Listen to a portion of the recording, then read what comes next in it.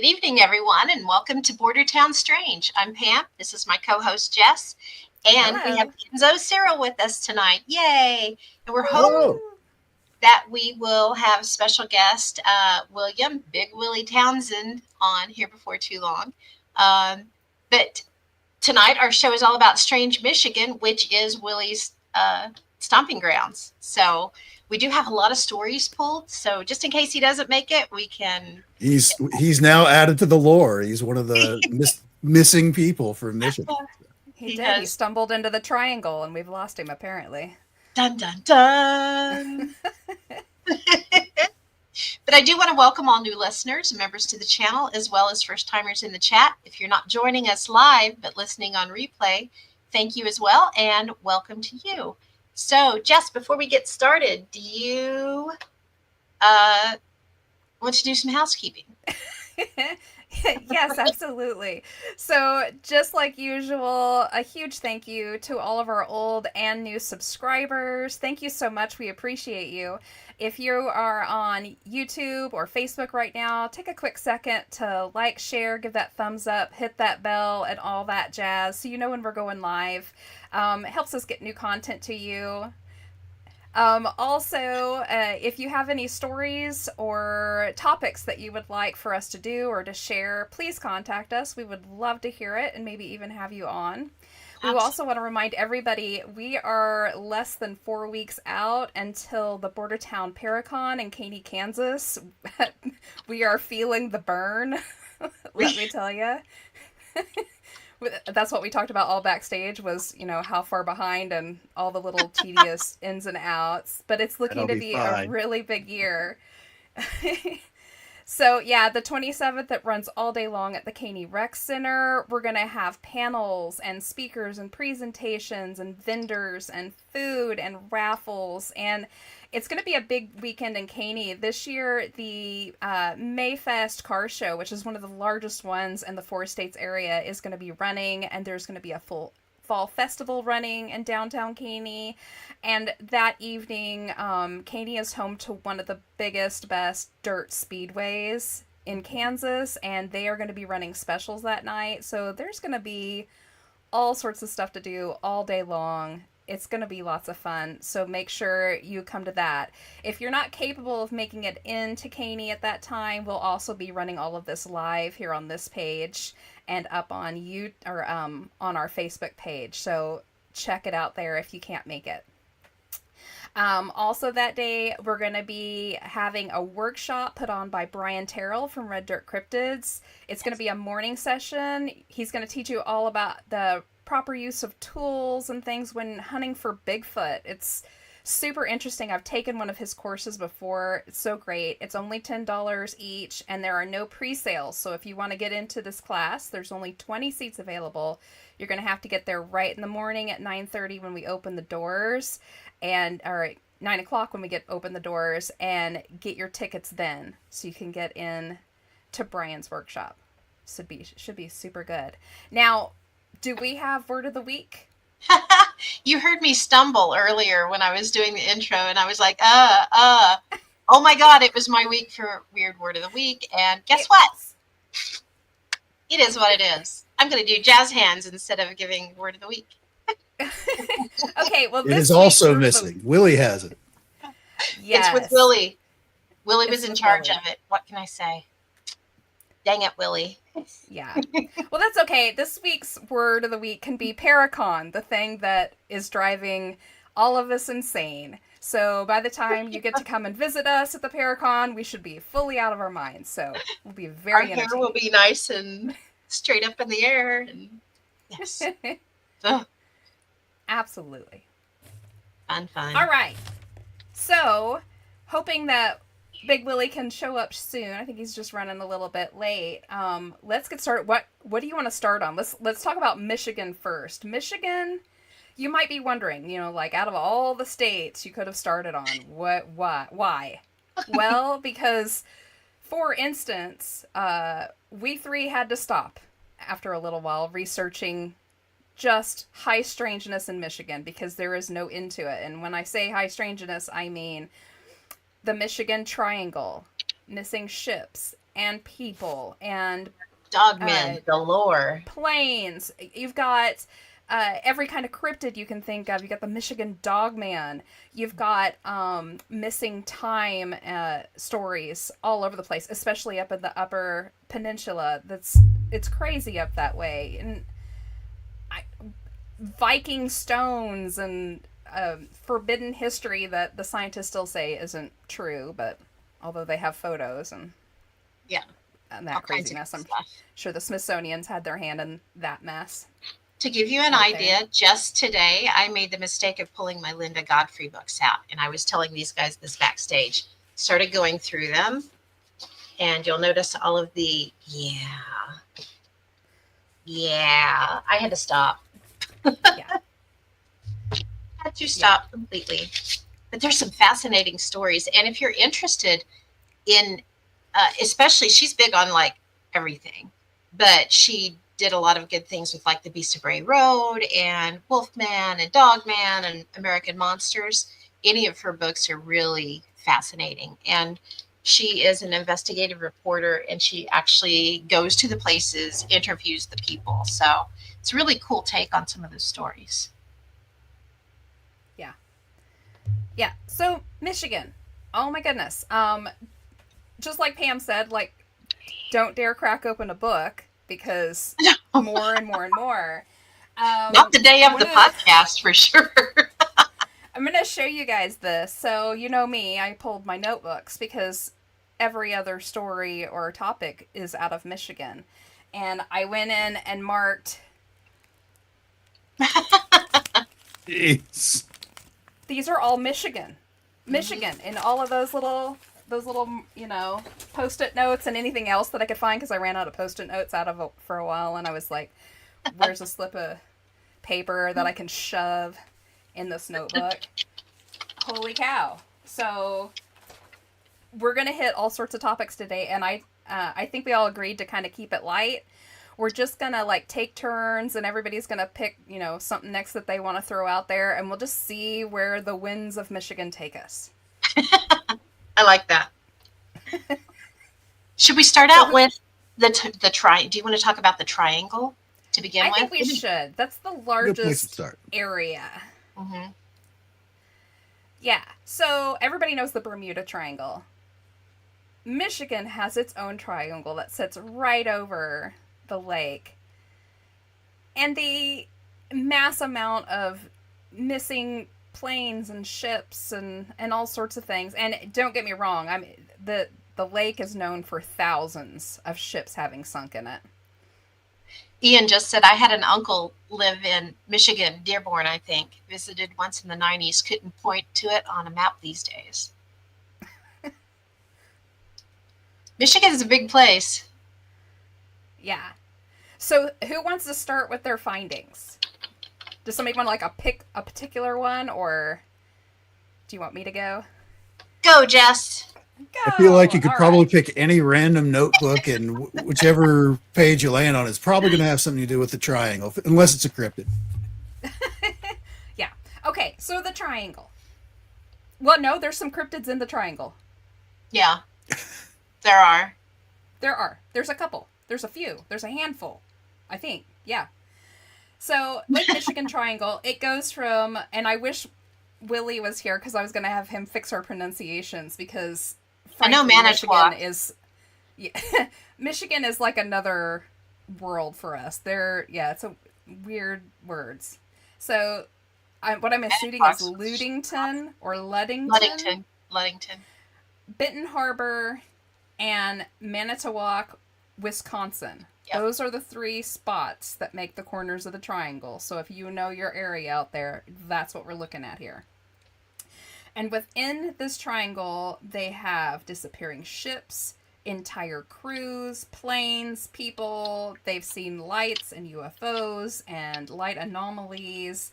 There's a supposed time portal vortex near one of the corners. And of course, the famous underwater Stonehenge that's had quite a little bit of newsworthiness here not too long ago. It was in the news. So just starting off in the history of it, I just pulled some of the more interesting missing shipwrecks, things like that, so we could, glance over them, because it's a long, hairy list. It really is. And a lot of them they have found over the years. Apparently, the bottom of Lake Michigan is a dusty graveyard of just every kind of ship you can think of. Ships and planes, yeah. Yeah. Ships and planes and Lord knows what other kind of debris. So I found some interesting ones. In 1679, the Brigantine Le Griffin, it was a fur trading vessel, was headed to Fort Frontenac, which is currently today Kingston, loaded with furs and supplies to be delivered at the southern end of Lake Michigan. The ship never arrived, and a month later, it was officially registered as lost. Although some of the crew popped up later, so they're not quite sure how the crew got off the ship. And the crew didn't seem to know anything about the ship, so interesting. 1891, the Thomas Hume was a schooner for lumber transport, last seen leaving Chicago for Muskegon on the 21st of May. Never seen again, along with its entire crew of 6. They said that, Jess, you're a little quiet, or Okay. Enzo and I are a little loud, one or the other. So you might pull your mic a little closer. Okay. Oh, there you go. Is that better? That's okay. better. Way better. That's great. Yeah. 1921, the Rosabelle. It was a schooner found floating upside down 42 miles out of Milwaukee. It was determined to have not been in any kind of a collision. There was no sign of damage. In fact, they just flipped it over. The only kind of damage it got was a little bit to its sails and stuff from being upside down in the water. And all 11 crew members were completely lost. They never figured out where the crew members went, how the boat got upside down. There'd been no bad weather. It had not been hit. In fact, they ended up using it again. Oh, wow. Yeah. And come to find out, I did a little research on it just to make sure I had my dates and stuff right. And I found out that it had been part of another accident about 10 years prior. It had been a little banged up, but they fixed it right back up again, renamed it, and set it off to sail again for it only to go through this. Here's like an overall view map of Michigan. And as you can see, it's split in two. There's the Upper Peninsula, which is this area right in here, and then the Lower Peninsula. So if you hear them talk about Upers, those are the Upper Peninsula. Upers or Upper Peninsula, yeah. They're really weird about that for some reason. But I feel it's also important to discuss the size of Lake Michigan itself. Like it's like from north to south, it runs like a little over 300 miles. And at its widest point, east-west, it's like 118 miles. So it's really big.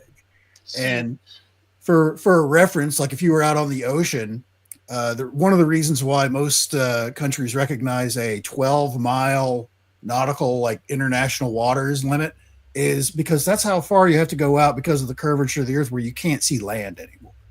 So if you're 12 miles in on a 118-mile wide lake, you can't see land. You're out in the middle of it. It's like being on the ocean at that point. It really is. Mm-hmm. We were discussing this backstage a little bit too. Not only is it huge, and like Enzo said, it's bigger than some states, and it's deep. It's not just, a shallow lake either. It's deep, which really lends to a lot of lost ships and planes and things like that. And Enzo was saying earlier too, some of when they go to look for some of these things that have gone down, they end up finding other ships and boats and things. Yeah, that's the depth is another issue. Like I think at its deepest point, it's like 923 feet. That's 281 meters for our international friends. So that's deeper than most people can go diving in or anything like that. And sonar gets a little wonky past that range unless you have like the really big sets that are like mapping like ocean floor type stuff. So even if something does sink there, you're never going to see it again. No, You're certainly not going to. You're not going to be able to retrieve it, whatever it is. for sure. Ian said there has to be lake monsters around there. Absolutely. You are correct. They do have Pressy, for sure. So, yeah, it's pretty interesting. And look who's here. Yay! Hey! I'm sorry about that. I don't know what was going on with Facebook. It would not load the link, so I apologize, Jess. I figured out how to forward it to myself. It's been so long. I was like, how do I do this? So I could do it from my phone, but the computer wasn't working. So I know what it is I mentioned curvature of the Earth in my last statement. I was listening. Jumped right in. I was listening, to be fair. So I have no idea what the audio sounds like. Hopefully it's okay for you guys. Sounds great. Good. Okay, You sound good great. enough. All right. I have been listening, though. So, and Jess, you did a great job with the names. Good job. Oh, well, thank you. I make no promises here on out, however. Me Just either, heads to be up. honest, though. We There are some massacre. wild ones here. There are. Yeah, there's some interesting. Like, what is the name? How do you pronounce this national forest right here?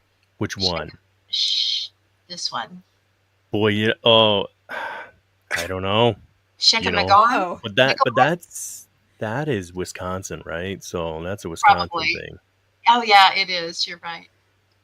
yeah. That's we'll a blame We it don't great have to worry question. about that scummy state. We'll blame right it on now. them. Yeah, it's crazy how many things in Michigan, especially in the Upper Peninsula, but really the tri-state area, Michigan, Wisconsin, even Illinois, that are heavily, I mean, I guess anywhere you go in the United States, but I was going to say are like heavily influenced by Native American culture, as far as the names throughout the area are still pretty rooted in that. So, and you end up with some names like that where you're like, I'm not sure. I'm not sure how you say that one. You can ask anyone. We massacre them all. So That's okay. No one's ever accused me of enunciating words very well ever, so I think we're going to be okay. We're gonna Nice. survive. Oh, man. Well, it'll make our guests happy because there's a couple of them that like to play drinking games. Yeah. So, Oh, just to get Ian going tonight, vehicle. There you go. First drink of the night. vehicle. Vehicle. Oh, 3 Oh, drinks man. now. They Our enjoyed it. Kansas accents are getting us into trouble sometimes. So, Yeah. Sometimes. anywho, we were discussing the triangle and kind of going over some of the famous missing ships and planes and all of that inside. So one of the ones that I found that, well, I shouldn't say I found this. I've known this one for a long time. I went and hunted it back up. It's one of my favorite ones, and I know we've talked about it on the podcast probably last year or so. We were talking about famous missing people and stuff like that, and we had talked about Captain George R. Donner went missing in 1937 on the O.S. McFarland. So the night of April 25th, 1937, about 10:20 p.m., he went to go lay down in his cabin with orders to his first and second mate to wake him up when they passed Sheboygan. At 1:20 a.m., the second mate went to go wake him, and after knocking several times with no answer, a master key was brought to the door. Inside the captain's quarters, no one was found. The windows were all closed and also too small for anyone to escape out of them. The entire ship was searched. There were witnesses who saw him enter his cabin and a witness who heard him shuffling through papers around midnight, but no one ever saw him leave, and the cabin door was locked from the inside, and he was never seen again, oddly That's enough. crazy. Yeah. Darn doors that lock from the inside. How dare they? Who wants kind of a door like that? That one, No privacy on the ship there. Yeah. that one was pretty unique though, because if I remember correctly, and I could be wrong, because this was someone I had heard this one in passing, was paraphrasing, so I can't confirm that hey, this is actually a fact for sure. But someone had said something about the window that was the one window that was in the captain's quarters was something only like roughly 18 by 12 or whatever inch. But I mean, I guess that's plenty big enough for somebody to climb out if they really wanted, I suppose. It is, but if I recall, the windows also didn't like swing out. They swung from the top out at an angle. So he would have had to have like shimmied through a space and gotten out over the top of it without breaking the window. Yeah. and then turned around and closed it and locked it behind him. So Yeah. The only thing I could think it's is, an interesting one. I know that if I remember, geez, it's been a long time because I remember talking about this one a long, long time ago. I think if I remember correctly, they were navigating all night too, right? Like some heavy like ice or something was going on. They had been up Yeah. late working. Maybe, I mean, because some people, if you're trying to take like a, I don't know, play devil's advocate, I guess, and this is to the strangest of where they went.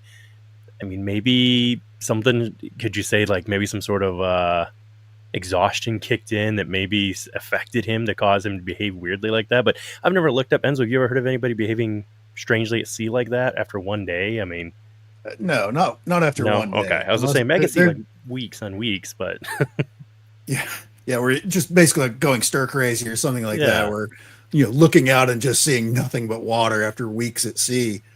Sure, you can go a little bananas, but not something like this on Michigan. Yeah. That's interesting. There is a theory that maybe he did manage to sneak out somehow. They were wrong about how the door was locked, and that he, offed himself over the deck. But he had just gotten this boat. He'd just gotten a new rank. They gifted him this new boat and was like, here, and it was a big deal for him. He'd been waiting for this. So I can't imagine that, like, in So one I didn't night's realize that turn. this was his maiden voyage as the captain of this ship. Yeah, with his new rank and everything, he'd moved up. So It's almost I like can't somebody, imagine. unless he just disappeared into the ether, like somebody had it out for him and made it look like something mysterious happened, and they probably shoved him overboard. Maybe. Well, there were a lot of strange things that, as you guys, I mean, I know you guys already showed the size of the triangle there before. Yeah. There's basically no way to get around it if you're going anywhere to try from Michigan to basically Illinois. It's pretty. Oh yeah, if you're above, I was gonna say, if you're above Benton Harbor to Ludington, there's no way to get to Wisconsin or head down to Illinois without going through that sucker in some way, shape, or form. Yeah, you have to, don't you? So, and there's been stuff going on. Jess, I think you already mentioned, right? The oldest case was like 1679 or whatever, right? It was like the one. Yeah. So, I mean, I didn't realize it was going that far back, that there has been, back when they thought they found another ocean, which I can't, I mean, if you've ever been to the Great Lake, have any of you three ever been to them? No, I've flown Yes. to Detroit and over, but never to it. Yeah, I've flown over, but not. For sure. Then, so you guys know, but for sure, like Enzo, like, right? You could see when you walked a certain spot, you could be like, I can see how they thought this was another ocean. Because easily. I think that's where that first one was going. They were trying to establish some trade route in Japan or Asia or something like that. So I mean, clearly we hadn't figured it out geographically yet, but hey. But it is freshwater, though, right? It is, all of it. So interesting. That would be like No the big sharks. difference, I feel, from the ocean, saltwater environment. So, but still, the rest of the Great Lakes, early explorers discovering that they probably would have like, God, this ocean goes on forever. Wait a minute, this is freshwater. What's going on? Yeah. What happened? Yeah, because if you're walking the whole course of Michigan there, depending where you started, I mean, you're gonna just keep following this lake. You're not gonna. You'd have to walk a long ways or ride a long ways to realize it doesn't. And then we didn't have the the Mackinac Bridge for a long time, right? So once you got to that point, you were just like, oh, there's just this continuation of some landmass on the other side, and what is that, like 5.5-ish or something like that, 5 mile almost, something like that, across that point. So I mean, I'm sure that they thought, that they'd found some sort of other ocean at that point. Yeah, big enough they definitely wouldn't have been able to see either shore for a while when they were in the middle of it. So no, it's pretty cool. Do you guys have, I know you're sharing them, Jess, but do you have a favorite strange case from the Triangle for yourself personally yet, or no? Oh my gosh, there's so many. Like, I found one where huge blocks of ice just fell on a crew on a boat. Yeah. That one was fell out of the sky. ice. Yeah, 1883 onto the tugboat Mary Mullane, I think it is. It was floating just off the Chicago harbor, July 12th, 1883. At 6 p.m., large square blocks of ice about the size of bricks began falling out of a cloudless sky. It fell for 30 minutes and then abruptly stopped after causing a whole lot of damage, it looks like. The crew brought back a 2-pound chunk they'd stored in the galley icebox as proof, just so people wouldn't tell them they were full of crap. Yeah. I don't know if that's as Wasn't- exciting as wasn't a Enzo's airplane. meat shower. Oh, The meat shower. That was wild stuff, wasn't it? The meat Yeah. shower. Weird. So weird. Well, if you look at the date, what did you say, 1885? Definitely not an airplane, because sometime that has been the culprit from releasing Yeah. waste, basically. So could be an I airship. could imagine. maybe it Like was a a huge- UFO. Yeah, maybe it was. Oh, yeah.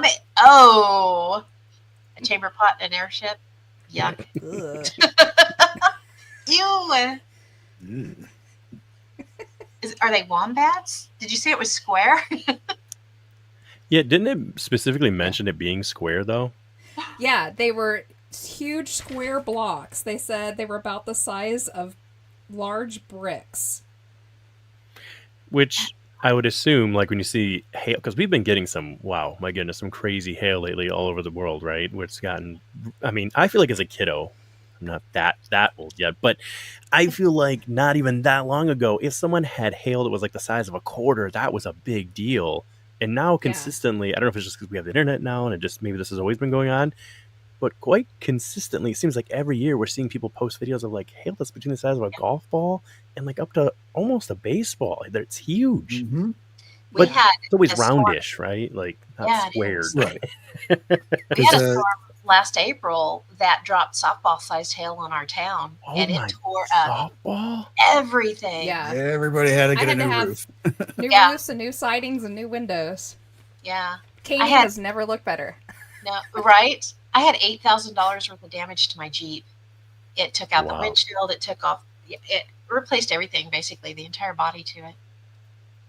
And the way that works for forming like hailstones is we've all seen like the giant storm cloud, that where it goes way up in the air, forms the big anvil that comes out and all that.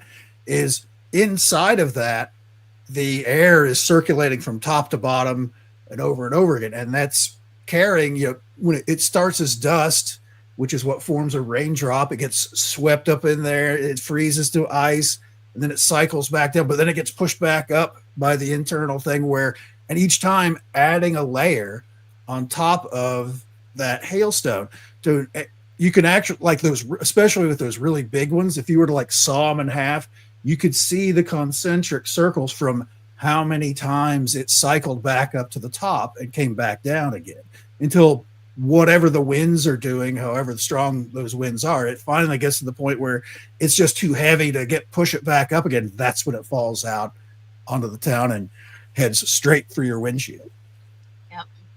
Wow. See, that's why we keep you around, Enzo. You're like our science guy. You should play your I am a science guy science thing. I can Oh. do that if you want. Do it. It's so cool. You Sure, I'll should. remove this.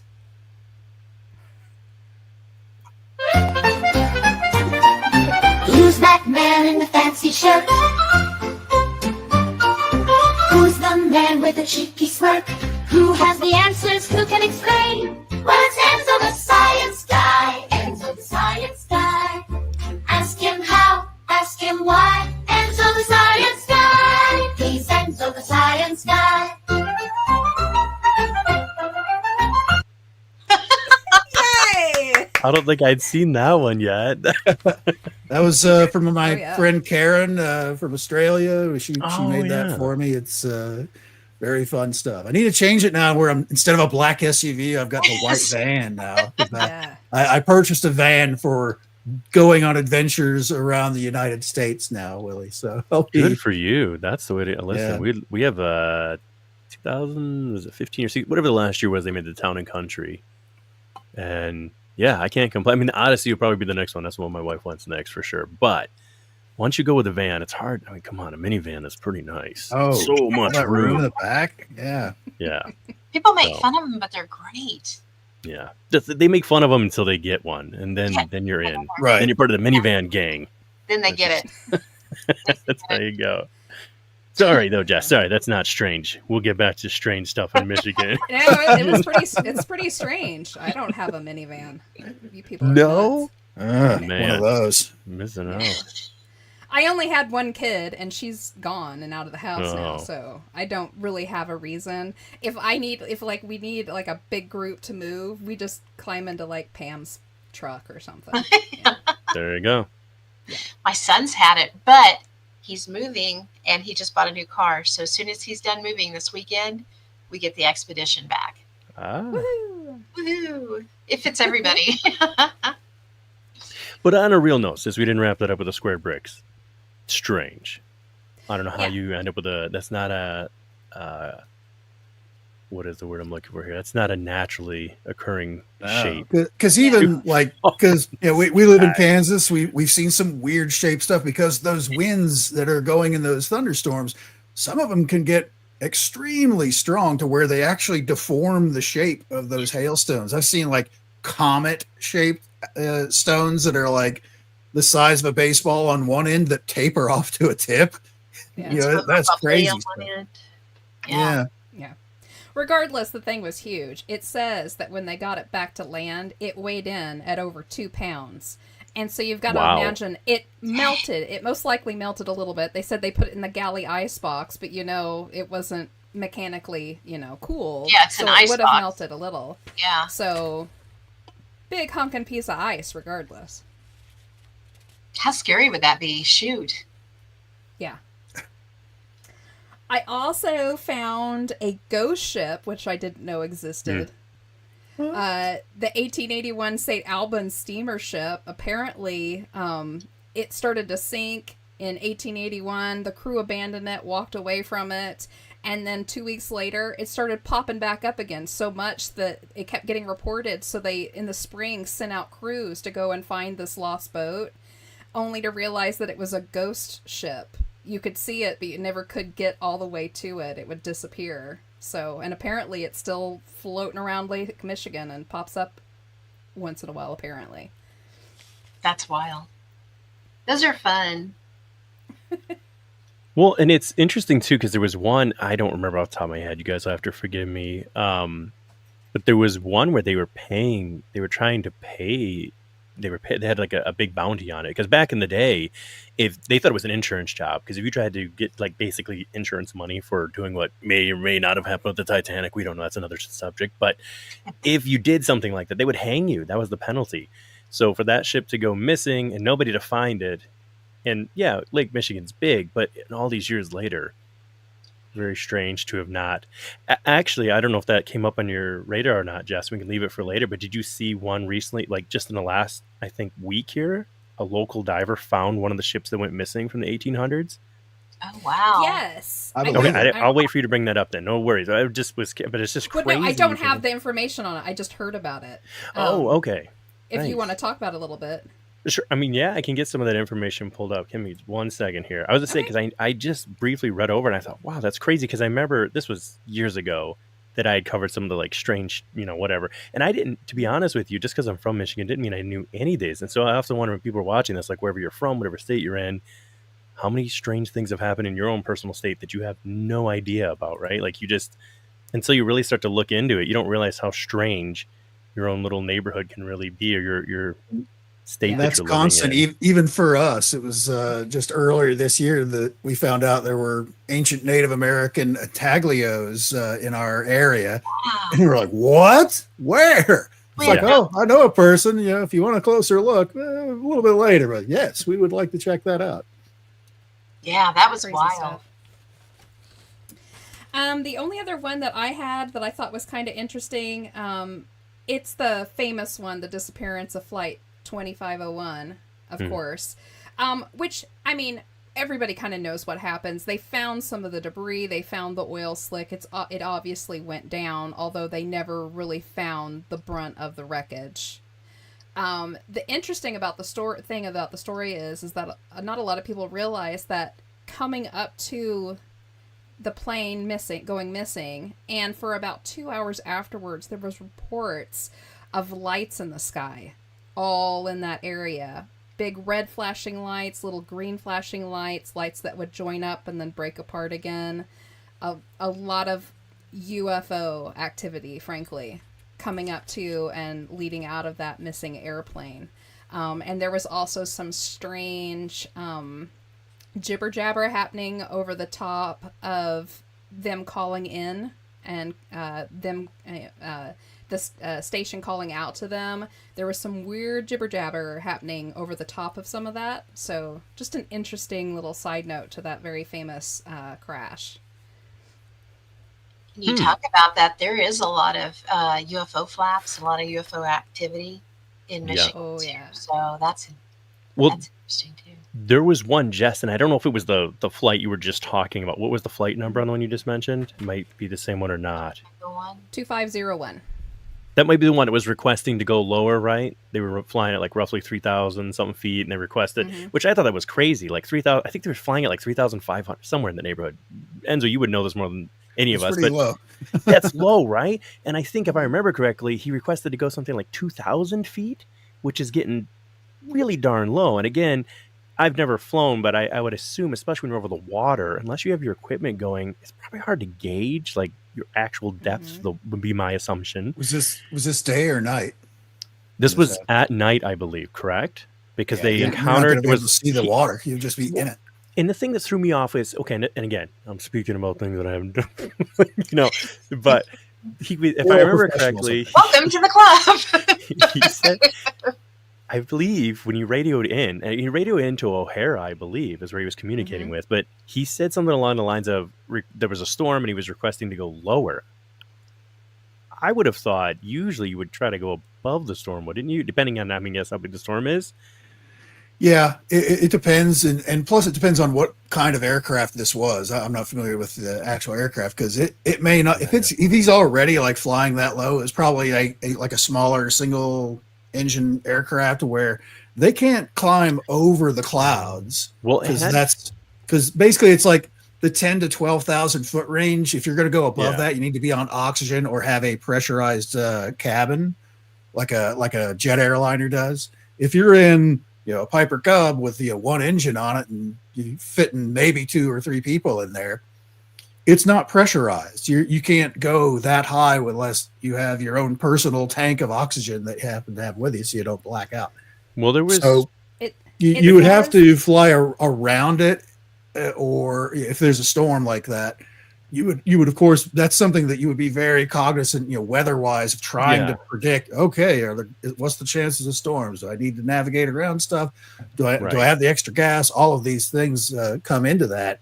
If you're flying VFR, visual flight rules is what they call that, where you're in a really small craft that you don't necessarily even have like a transponder on it or anything like that. They do nowadays because you can literally use your phone for that, but back however long ago this was, that's super dangerous. Getting into a storm to the point where you would, rather than trying to fight your way through it, you would try and get away from it as quickly as possible, just because you don't know with a small aircraft if that's what it was. Well, it wasn't small.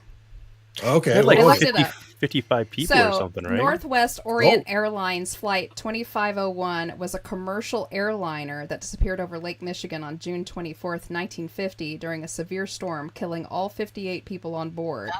It was a DC-4 aircraft. Oh, so they should have been able to pull up. That's a little small, though. DC-9 is what we used. I mean, that's what I grew up flying. Yeah. DC-9s and DC-10s, not a DC. What a DC-4? I don't even know what. Yeah. So the interesting thing about the flight is so they flew into a squall line. So it wasn't any kind of normal storm. It was a squall line, which, I mean, we all know how bad that can be, especially the winds and how they act. And the thing is they never found the bulk of the plane. They found just a little bit of the debris. They also found a lot of body parts. Mm-hmm. No full-size humans were ever found. And the way they said that everything was kind of scattered, they're pretty sure that it exploded mid-air. Yeah. But they don't know how or what would have caused an explosion that big on that airplane to blow it to that smithereens, basically. Yeah. Yeah, because there were two officers in Wisconsin that saw, like, so that's what a DC-4, so that would have been big enough to. That's a DC-4, can carry a bunch of people. So that should climb. That could fly between 5,000 and 8,000 feet, right? Yeah, that should have been able to climb above it. Yeah, and be out of but even flying above an electrical storm like that, you want to try and kind of avoid it because you don't know what it's going to do. And especially at night back in these days, I'm sure they didn't have like a fancy weather radar or anything like that on board.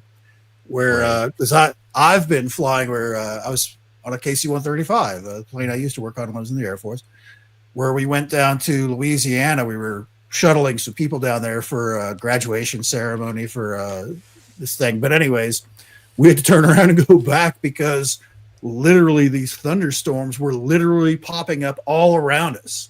And I remember I was at the back of I was trying to figure out what was going on because we were making all these weird moves. I went up to the cockpit. I'm at the back of the cockpit, and the normal ground level kind of thing when you look out the front windows was like that. We were banking so hard just to try and get out of this mess that we were in because those, as we mentioned earlier, those thunderheads, those big anvils, they just pop straight up, were popping up all around us. So we had to basically go knife edge and with the wings to try and get the hell out of there because when it pops up like that, there's nothing you can do. You can't fly through it without extreme danger, and you have to fly well around it by miles to make sure you don't get even hit by lightning, which does happen. Planes get hit by lightning fairly often. Well, I do know that, like I said, the body parts washing up into the beach of Wisconsin, probably terrifying. I remember it was just like, and if I remember correctly, it was no main. That was the part that threw. Okay, if there was one thing that did throw me off about the case, and Jess, you can clarify this because I could be misremembering here, but I thought that they said they found, like you stated, this explosion far as the outer part of the ship was like, or excuse me, the craft was ripped apart, and they suspected explosion. However, I thought they said they found the seats were all intact. But when then they found the bodies, they were just like limbs, like just the feet and arms. And so you would think, okay, were the bodies stuck to the chairs? But then all the chairs were intact. That was the only part that I remember thinking was strange to me was that the chairs actually, they never found any of the chairs. Oh, they didn't find the chairs. No, the largest piece of debris that was ever found was a section of the side of the plane that had part of the call numbers on it. That's how they knew that it was from that exact plane. Everything else was small scraps and debris. The largest things that they were finding were body parts, legs and arms, and. But they still don't. And it doesn't make much sense because jet fuel just burns, right? It doesn't explode. Yeah. So I mean, they have no idea how it could have. There could have been an explosion so catastrophic that it could have blown that into such small pieces.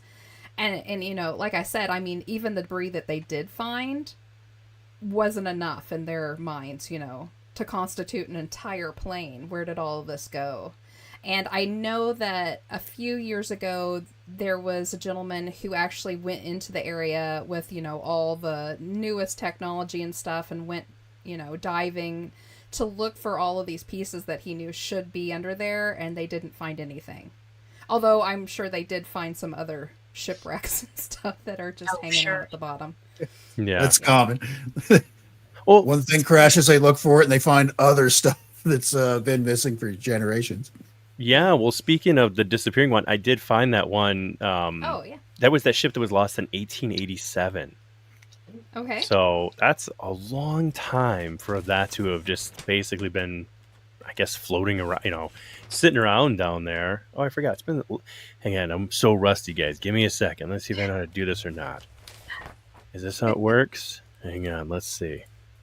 But you're not wrong far as this guy. Now, I didn't realize this when I was just reading on it a little bit. It sounds like this guy was specifically trying to look for this, so it's not like he accidentally found it. But still, the fact that it's been missing for that long, I want to say they said 18.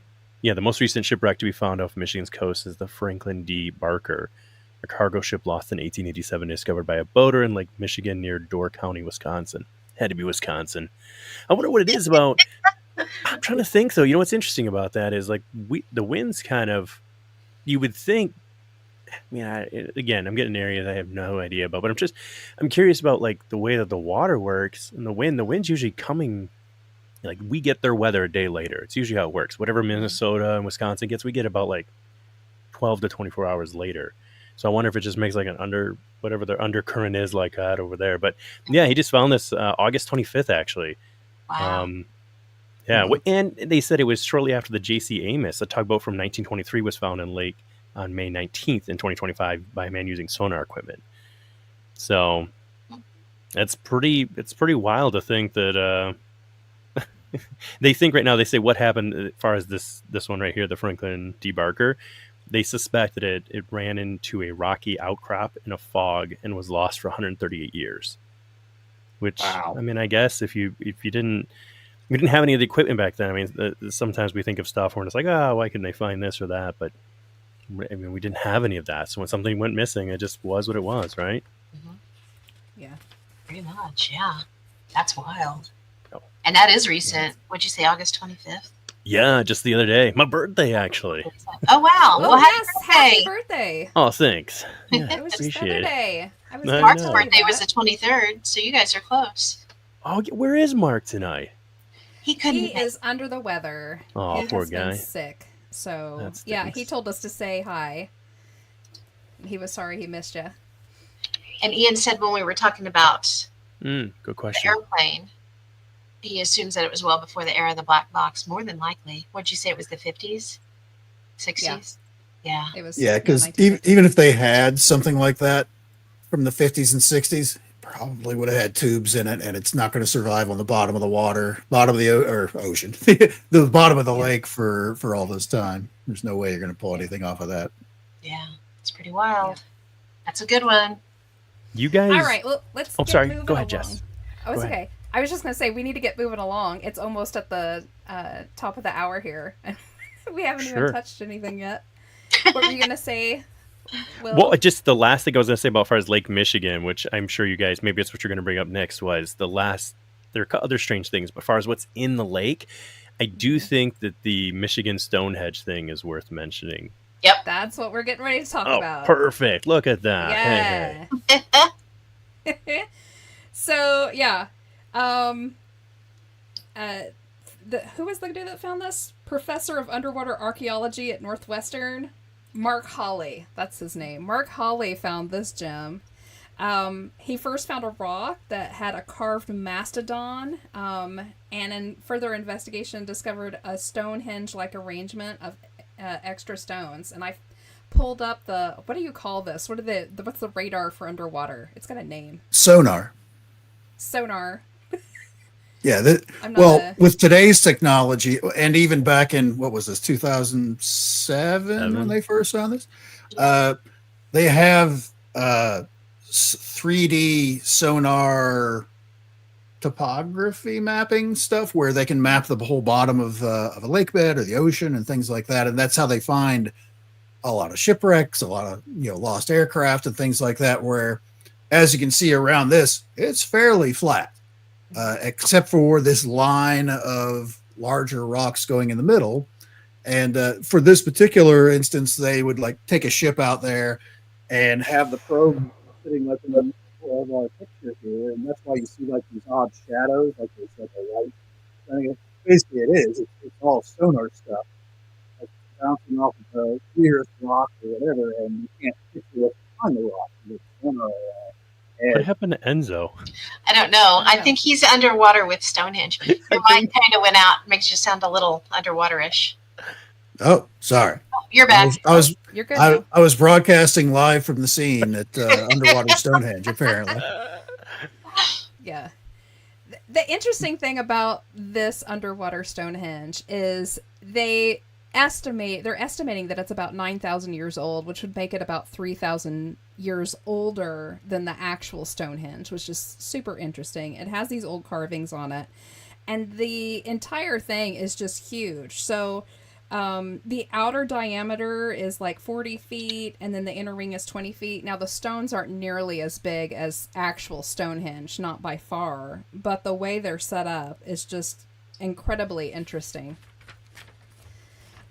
They said the largest stone is about the size of a compact car, so you can kind of... There's the mastodon that she talked about.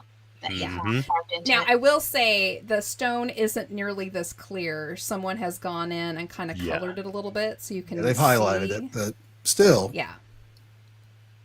Yeah, They look super like fish interesting. sticks Yeah, they do, from Oh. all the lichen and from the bark. everything Yeah. just growing on it. Or They worship the Gorton Barnacles. fishermen there. Yeah, there you go. there It's you go. fascinating, though. And if you think about it, we're talking about how deep the lake is. And I'm not sure, do we have a depth of what this particular area is? This one's not that far off the coast, is it? I thought it was relatively No. close. Is it? It's in Grand Traverse Bay. So if somebody wants Okay. to look up how deep that is. The original, like the sonar imagery we saw before, they say that it's 40 feet below the surface when they did that mapping. So this is 40 feet underwater. So it's like basically a 4-story building underwater. Right. Hmm. So if you think about that, I mean, how long has that lake been there? And at one point, it had to be not there, you know, for this to have been built and for that mastodon to have been carved. So I mean, they how old? speculate, and I could be wrong, but I think they speculated that the icebergs, before they retracted or started to melt and move back, went all the way to like Ohio, right? Yeah, So yeah. technically, I mean, that would be what, This- 10,000 there- BC ish. We don't know. Yeah, if it 12 would be- 12,000 years ago, this area would have been well under a mile of ice. Mhm. You know, even if you're going to say, okay, maybe it didn't go that far, it would have been really close to the edge of it. So once those start melting at everybody's 12,600 year point, once the end of the Ice Age came to where all that stuff melted and started filling in and created all of the Great Lakes, it would have had to have been before the end of the Ice Age. So that's way older than 7,000 years. Yeah. Because anything after that would have been deep underwater.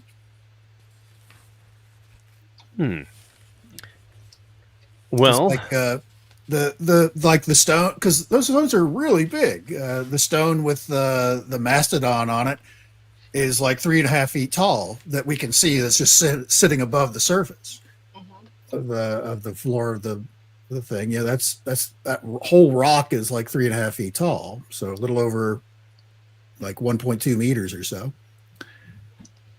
Ian said, what's interesting about this is that in recent years, underwater archaeologists discovered a henge monument off the west coast of Scotland that roughly matched these dates. That's mhm. cool. And Yeah, also, there's- underwater we have henge so much dates missing back history that's just underwater that we just know nothing about Yeah. that Yeah. area. He said also the underwater henge is an exact match size-wise to the earliest stone circle in the UK. That's cool. Yeah. These particular formations aren't really circles, but like, because we see these columns here on the left, those columns stretch out for like nearly like 1.5 to 2 miles out in further into the lake, further deeper into the lake, like that. And that's where you get those 20 and 30-foot circles of rocks that they're assuming are some kind of like animal entrapment, containment kind of thing. That's right. Yeah. Because there is stuff from that time that they've seen in other parts of the country that are not underwater that they built stuff like that as pens or entrapment areas where they would kind of have like funnel type areas from the woods and stuff like that, where they're chasing Right. wild game and they get stuck in this circle and then they can pick them off as they need. So Maybe that's what the mastodon's on the rock for, is a, hey, this is a mastodon trap kind of thing. and that's possible. But again, that goes back pre-Ice Age, because once the Ice Age was over, your Younger Dryas event, whatever that caused that, Mhm. that wiped out all of the mastodons and all the larger, animals in North America, wiped them out totally because there was no food or anything like that. Once whatever this happened, basically it just destroyed the entire habitat for any large creatures like that. So they all starved to death. Or as some say, that that's when, early man that had migrated into the area just hunted them all to death, which, to be fair, if you look, Maybe. but It's I'm maybe on it too. But if you want to get a little interpretive on the picture on the right of our mastodon on the rock, that could be like a spear or arrow on the middle, like behind the front leg, hanging out of the side of. Yeah. That's true. Didn't consider that. So, Yeah. Yeah. That's an excellent drawing or carving, I guess. Yeah. Really, Amazing. really is.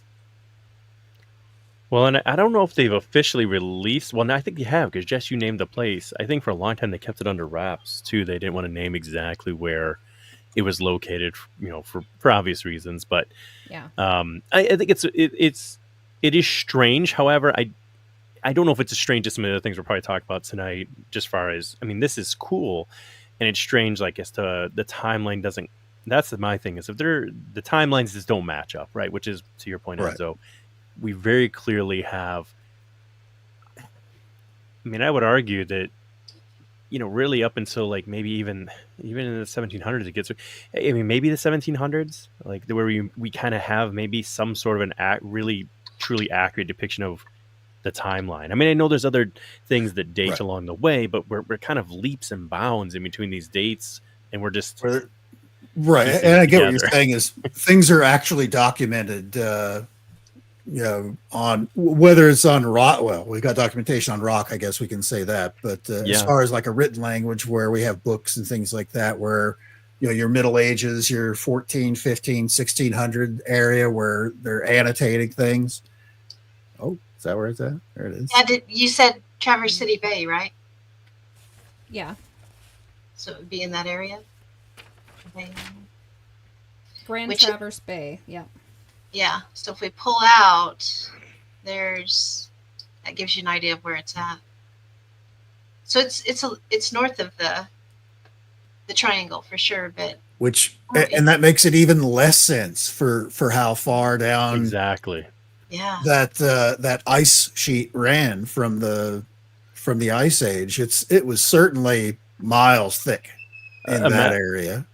Let's say, as a matter of fact, I'm pretty sure we still get earthquakes here in Michigan because of the way that the equator broke apart. Well, is set and then part of the ice pulling back and whatnot. It's a lot of shifting down there. It's called isostatic rebound, where Yeah. the North American plate, had all this weight, thousands of miles of 1.5 to 2 mile thick ice sheet sitting on one side of it, just like if you had a piece of styrofoam sitting in a bathtub or swimming pool or whatever. If you push down on one side of it, the other side raises up.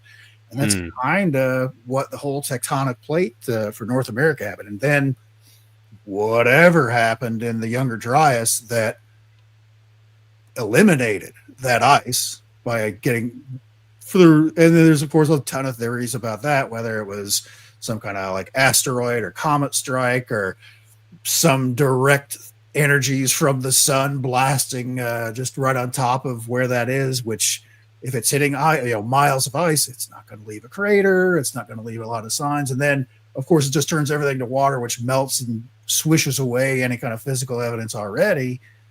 It's a big mystery what happened back then. And this would have certainly, being especially that far north, it would have been under the ice, really. Oh, yeah. Should have been, at least with the way we're teaching So, history. Yeah, how old is this thing? It's way older than 7,000 years, if that's the case. if we pull out and look, here's Ohio, and the ice sheets came clear down this far at least. Yeah. So it was well under the ice.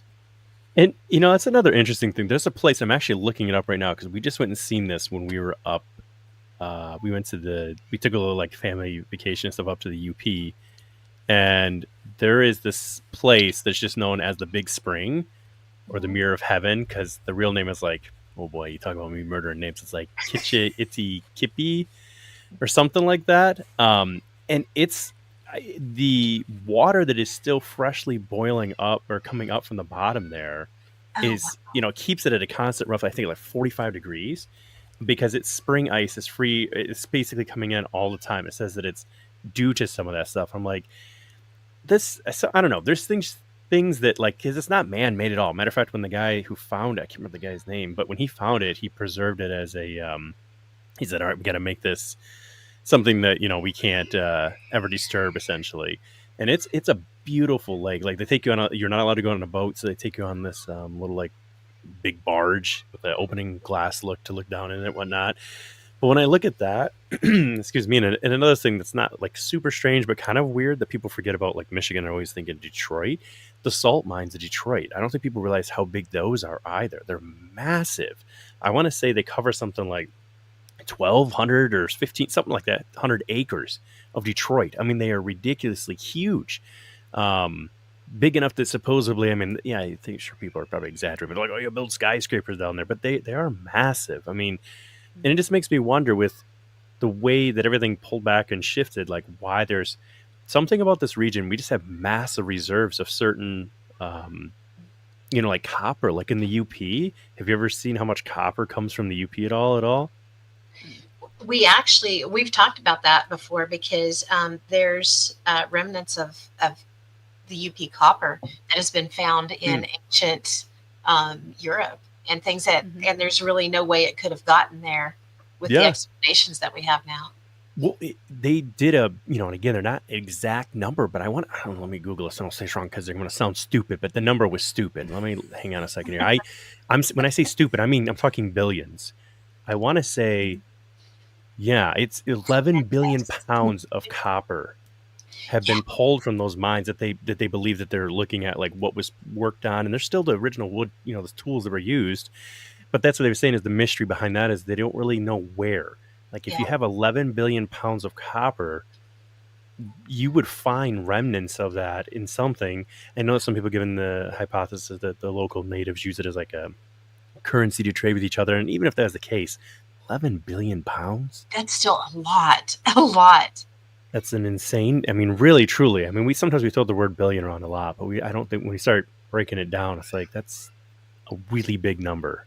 And copper weighs a little bit, but it's not like copper's pretty, relatively light. You know what I'm saying? Like in comparison to other elements, it's so it always makes me wonder, like, where did that 11 billion pounds? That's insane to me. It's going to pop up somewhere one of these days, and we're just going to be like baffled of how it got where it got.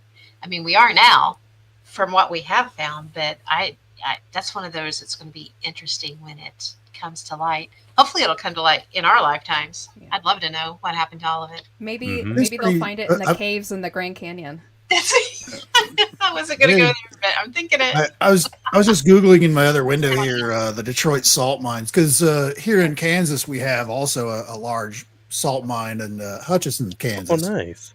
Yeah. And that's actually the one in Hutchinson is where Hollywood stores all of the original film stuff in these giant vaults. And the bat suits. Yep, a lot. There's a lot of Hollywood history buried in those mines because of the way the salt is. It draws away any moisture like salt does, and I can't imagine working down there. You must get like a bloody nose every single day just walking around in there. But just because it just dehydrates you from walking around. There's some big ones in Kansas City area too, that they store cars and things in. Mm-hmm. Well, what is your all-time favorite strange thing here in Michigan, Jess? Because I have one. I do have a personal favorite. I want to make sure you guys name all yours first. What's your personal favorite strange thing from Michigan? Case, I should say, or anything. Yeah, we're not going to even get to touch on those. No. Show. We haven't talked about cryptids at all, I feel. So we should probably. No, we can hit the cryptids, but just to let you know, Will. So I mean, like we were all talking backstage, we had to stop looking up stuff for a while because there was too much. So we've got, besides what we've already talked about, I've got the missing people clusters. I've got missing time slips from the peninsula. We've got every UFO kind of cryptid you can think of, UFO flaps, just a few cryptids.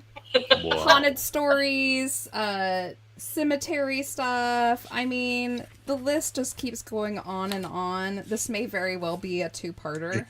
We haven't even brought up Stephen Kabaki yet. So no, I have him ready to pull up. Do we want to pull him up and talk about him? He's one of my favorites. Well, really quick before we leave the triangle and the lake section of it, let's just bring up really quick. You mentioned Pressy, bring up those quacks. Right? Bring them up. The quacks. Pressy, the Lake Superior serpent, and also the Michigan mermaids. Yeah, And everybody Ooh, knows I've what never the heard of I mermaids have are. those Michigan on my mermaids. list too. Yeah. And they're like any mermaids, they're sirens. They, call people in with their hypnotic singing Funny. and then, bite men's heads off and, all that fun stuff. Too funny. But yeah, do we want to dip into some Kubaki? Yeah, absolutely.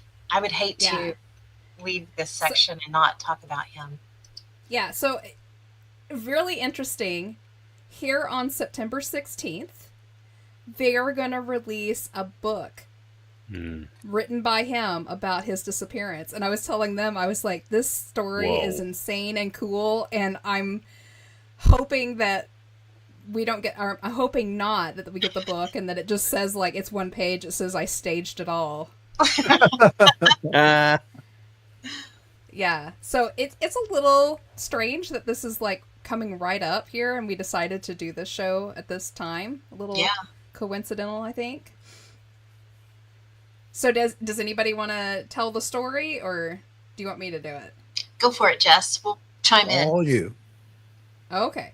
So Stephen Kubaki was a student at Hope College in Holland, Michigan back in 1978. He decided to do some cross-country skiing on February 19th, walked out onto the frozen ice of Lake Michigan, and apparently just disappeared. The next day, two snowboarders were out in that area, and they kind of followed his footprints out and found his skis and his ski poles in his bag. And the footsteps just ended. And they turned it in to the authorities. The authorities spent the next few weeks with helicopters and people on foot and everything else trying to hunt for this guy, and they couldn't find him. So, meanwhile, well over a year later, on May 5th, 1979, he apparently woke up in the middle of a field in Pittsfield, Massachusetts. It was about 700 miles away. Yeah. They found him with $40 in cash, new seeing eyeglasses on him. He also had brand new tennis shoes he'd never seen before, and a t-shirt from a marathon in Wisconsin from the year earlier. A brand new backpack with several maps inside, of none of which he said belonged to him or that he ever remembered getting. He also had no recollection of how he got there or how much time had passed. It was as if he'd walked out onto the ice and the next second he was in this field, having no idea that well over a year had passed.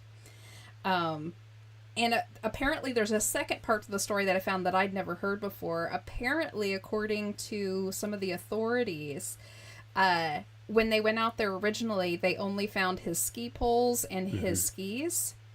And then when they went back out the next day to kind of review the area again is when they found the backpack sitting right where the skis and the poles had been. They'd already removed them. It's odd. So, it is. It's an interesting aside. The only way they found out that this stuff had belonged to Stephen Kubaki is because that second day they cracked the backpack open and he didn't have an ID in there, but he did have a note that he was going to go and visit his dentist, I think it was. It had his name on it. His, he had like an appointment coming up that next week. And that's how they figured out who it was. Yeah, and I thought it was interesting, and maybe he'll address this in his book, because first of all, the last time I had talked about the story, which was like 5 years ago, he was had not. And that was the thing. He gave, I think, his comment when they were trying to get the interview was like, if I had something to talk about, I would, but I don't remember anything, so I have nothing to say. And so at the time when we had covered, I was like, oh, there's basically nothing other than where he was going in college and then what he went into. I mean, he did go and become a psychologist or something like that. Didn't he go into something like that? And he wrote a pretty, like, the name of the book, I don't remember off the top of my head. It was something like, I don't know if you have that written down, Jess, but it was like something like the relationship between the god and something. It was a ridiculous title for a book where I was like, that's strange. Yeah, what was it? But he did go on to later in his life where May 5th, 1979 is when he reappears in Massachusetts. 82 to 85, earns an MA in linguistics from Ohio University, moved to Saudi Arabia to teach English. 1985 to 1990, earned his PhD in clinical psychology from the University of New Mexico, and and he's practicing somewhere doing that. And so he basically really kind of wanted to leave a lot of this behind. It seems. Yeah, because he What an had his own interesting profession. life, too. I mean, Yeah. he didn't just stick in the area. You know, a lot of people live their whole lives within a parameter of where they're born. And for him to, it's almost like he had an existential crisis. He lives someone else's life for Yeah. a little while there for out on the run. It's called Mathematical Foundations of Existence. right. That's the name of it. I was like, Wow. Oh, that was a mouthful. I apologize. Y'all had to hear that at home. Oh my god.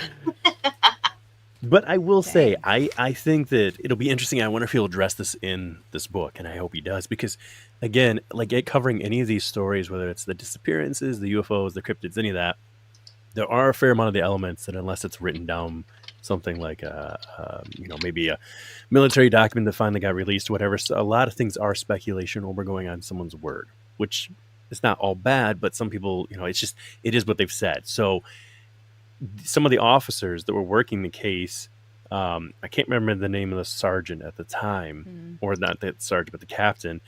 When they found the bag, I remember that's when he really started to get upset, because he was like, I really want this to kind of go away. It was already kind of frustrating anyways when they tracked, like the dogs, when they brought in the dogs and did all that, and they basically sat down where the skis and stuff were because they lost the scent. He told them to put on paper, essentially, he fell through the ice.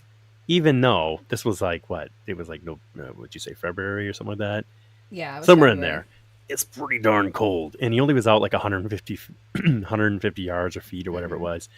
And you would see if someone, that was the thing, is that the footprints, because it had snowed and everything, but the footprints, they seen where he put his ski poles, and his trail walked one way, 100, whatever it was, 50 yards or 100 yards, and then just disappeared. And then he told him to put on the official document, he fell to the ice. And I'll be interested to know if that was true or not, because that's what most people chalked it up to for a long time. I mean, he hadn't officially been declared dead, because I think you got to be gone like 5 years or something before they can declare you dead. But I believe his family had a funeral and everything. Like they had, had a ceremony. I don't think that they had a funeral, but they had some kind of like a memorial. service. Oh, memorial. Sorry, that's what I meant to say. Yeah. Yes. Yeah. So for him to just wake up, and then, like I said, the thing that I did think was interesting was the markings on the map, because he had he had parts of California and some other stuff that were like highlighted, and it just made me think of that case, that weird, strange case where that guy in New York or Canada? It was like right where Canada and New York meet, somewhere right in that area. He was skiing, and he was literally like, while going down the slope, they were going down. He disappeared, so everybody gets to the bottom of the slope. He's not with them, and then like 5 days later, his wife gets a phone call, and they found him in California. He's still wearing the ski stuff.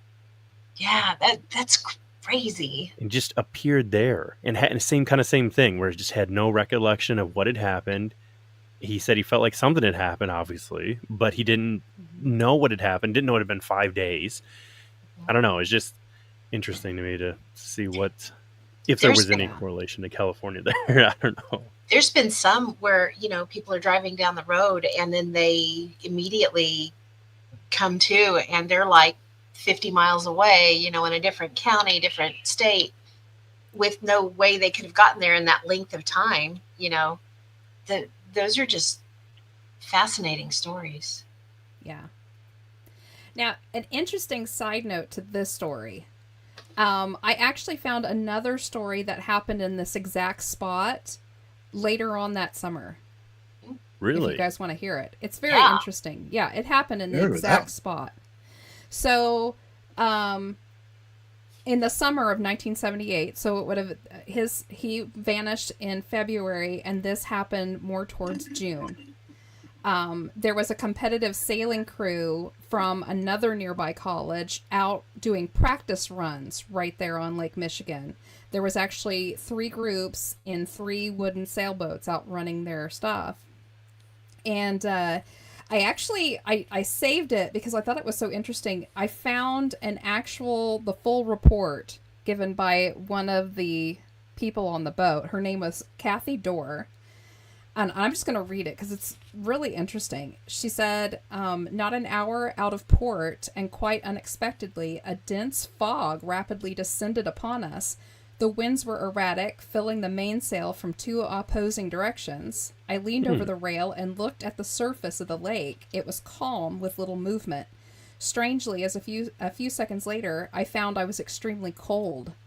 I turned towards the helm to ask my crewmates if they were cold too, and to my utter astonishment, they were no longer standing next to me.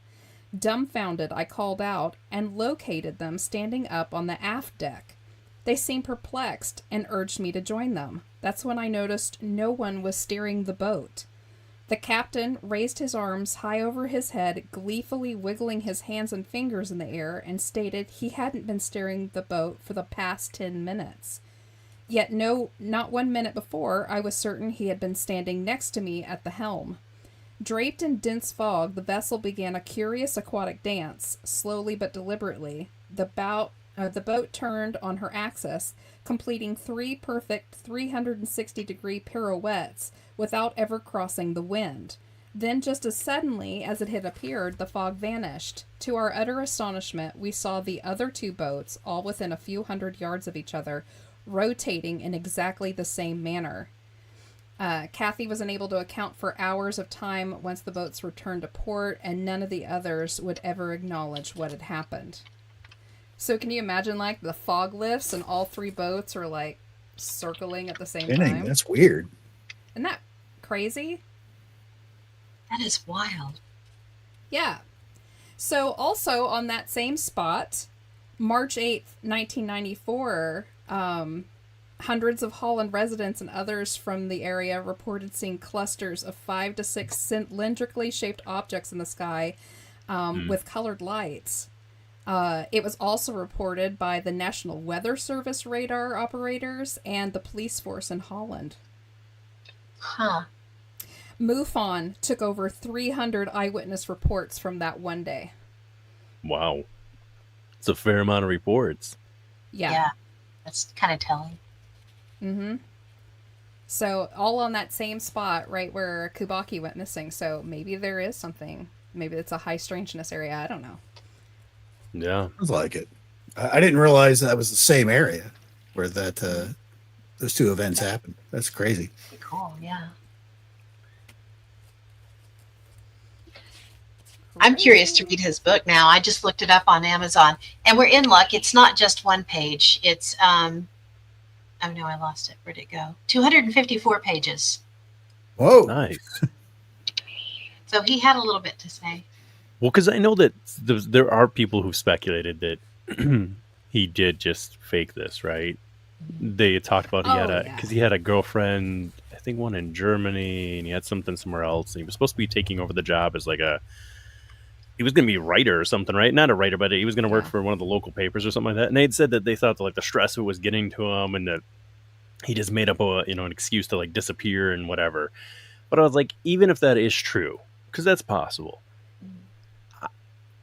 to fake your steps that way, you would have had to, and then and like I had said before, even if he did fake his steps, like he walked his own steps back, that would only work to your ski slopes or ski, path, unless you brought a whole secondary kit of, skis with you on your back, so that you skied back out the other direction in the exact same pole holes. And then again, that wouldn't explain the backpack just showing back up again.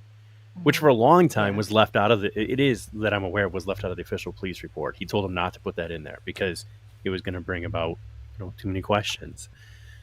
And just makes you wonder how many other times that's happened throughout history where they've had to say, hey, just let's not put that in the report just because it's going to bring about some other issues. I'm sure it would be a concerning number of times that has been done. Well, and depending on the era, too, right? Because this was, 70, what did we say when this happened? 74-ish. Is that when it was? Yeah, 78. Yeah. 78. So in 78, I mean, yeah. Because, another really big thing that I think, and again, Jess, you have to make a whole episode out of this one, but they jokingly call it the year that UFOs invaded Michigan in 1966.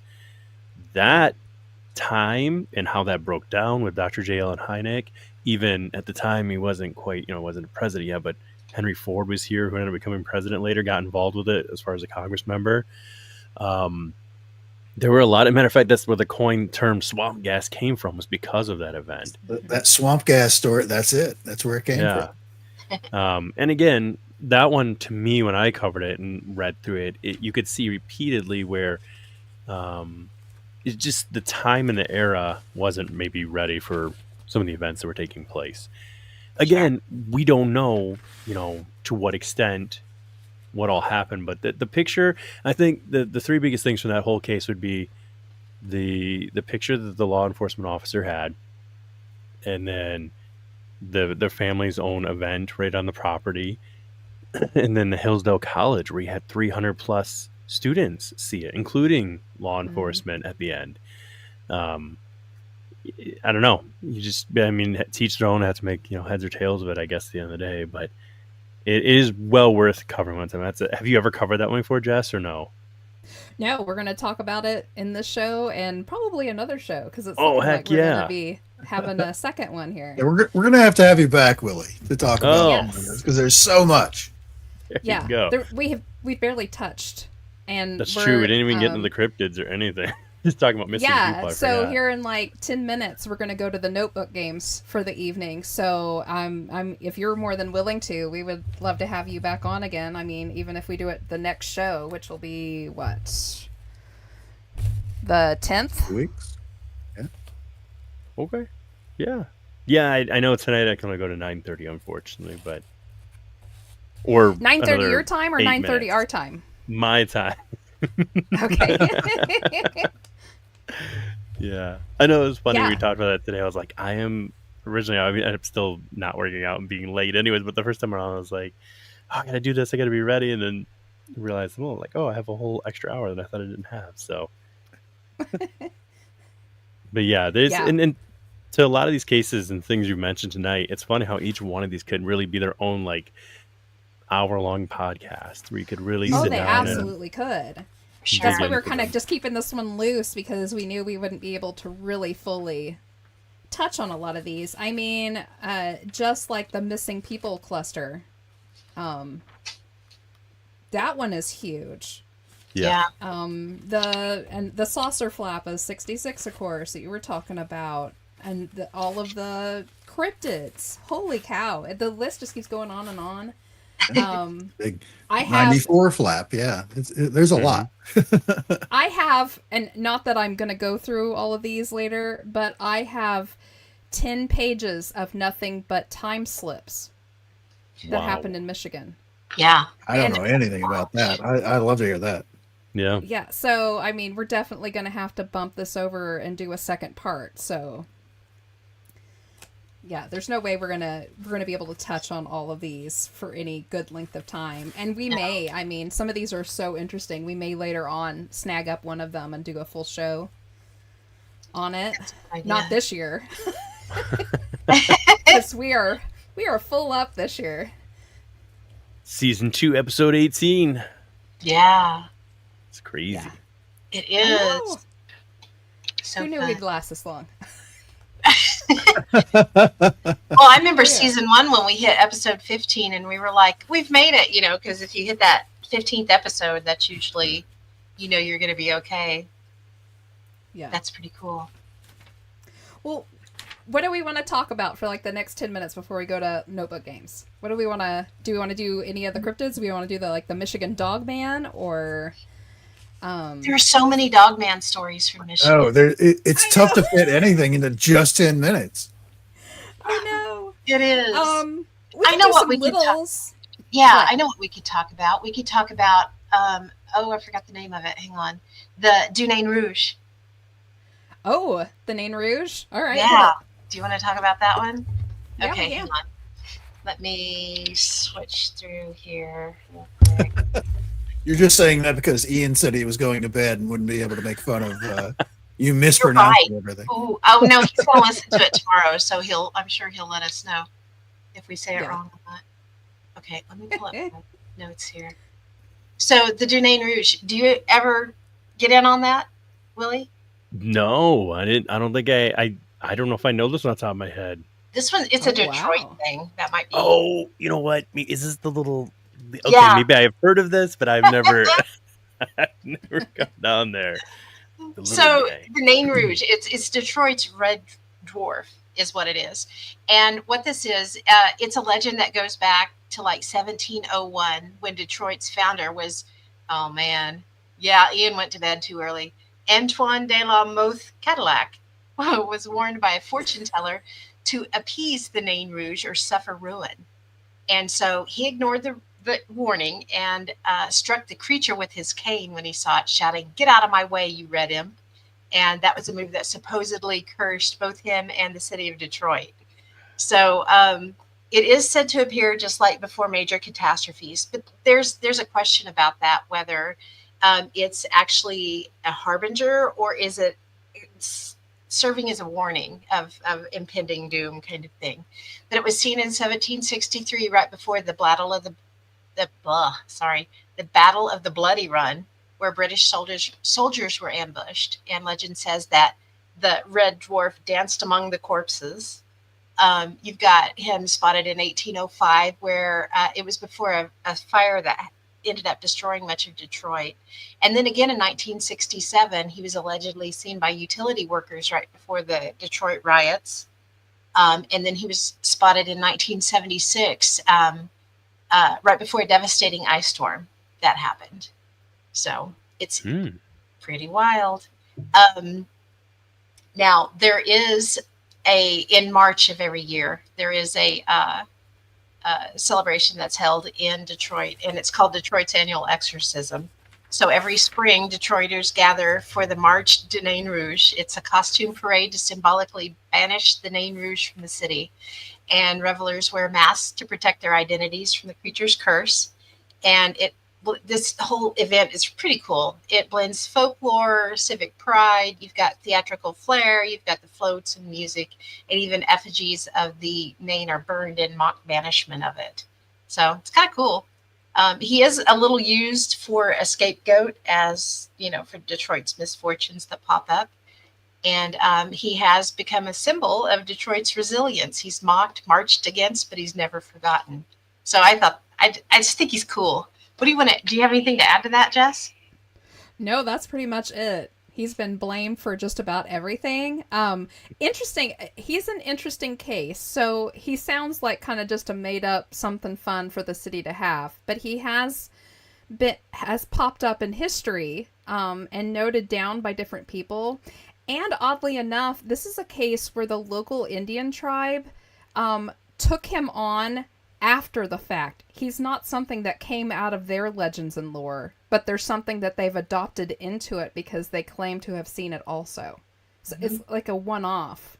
It's a situation where apparently he was well known enough that the Indian tribe agreed to and kind of took him in as part of their stuff too. It's part of the culture now. Interesting. Yeah.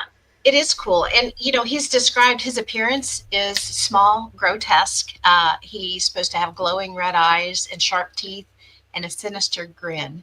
So he sounds like a pretty scary little dude, honestly. Yeah. Pretty cool, though. I think it's neat that this entire parade and event has manifested because of that. Well, I think that's the. It is kind of giant- a Where's Waldo in this image that you have here. You got like The red caps. the guy in the T-Rex costume that everybody runs around in, and way in the back is for some reason the Stay Puft Marshmallow Man. That's what I was laughing at. That's the best. Oh But my yeah, goodness. I thought that was a fun one to throw in there. He's nice and short enough to It fit in the time is. frame. Oh, Oh, Julie yes, said, yes, poor about guy, that. he's just misunderstood. He is. All right. Okay. Willie, do you have to go now? Is it time? Yeah, pretty much. I got Aw, 60 man. seconds, give or take. I'm sorry. Aw. 60 It's seconds. getting good. I know. All right. This so is the we're first definitely time. I going to have. appreciate you having me on, though. This is the first time I've been on and done anything in a long time. I can't. I I know. can't what was we've the last all thing I even missed did? you. I have no idea. I can't even. I don't remember what it was. Something with your son, I think maybe that would. Oh yeah, well with my kiddo maybe, but I mean with like you guys or anybody like Enzo. I haven't seen you in. By the way, do you have a new Facebook now? Do I need to get a different? Oh no, there's a whole big drama on the forget me on Facebook. If you see me on Facebook, just ignore it. All right. Someone hacked my account like 3 months ago, and they're like trying to sell schemes and all this stuff. I hear people is like, "Hey, I'm interested in that car you're trying to sell." It's like, I'm not selling a car. It's not. They were selling everything. He was selling Taylor Swift tickets at one point for a good deal, and I was like, That was about the time I started to realize I'm like, Enzo Taylor Swift. That's not Taylor me. Swift ticket. That's so crazy. But yes, Oh my thank you, goodness. Jess and Pam, for having me on. Absolutely. And yeah, Yes. if we do more in-depth dive, maybe next time I'll shoot you like what I maybe want to try and cover or whatever, and Oh, cool. that way we're not Yeah, so absolutely. We're squirrel, definitely going to you do know? a second part.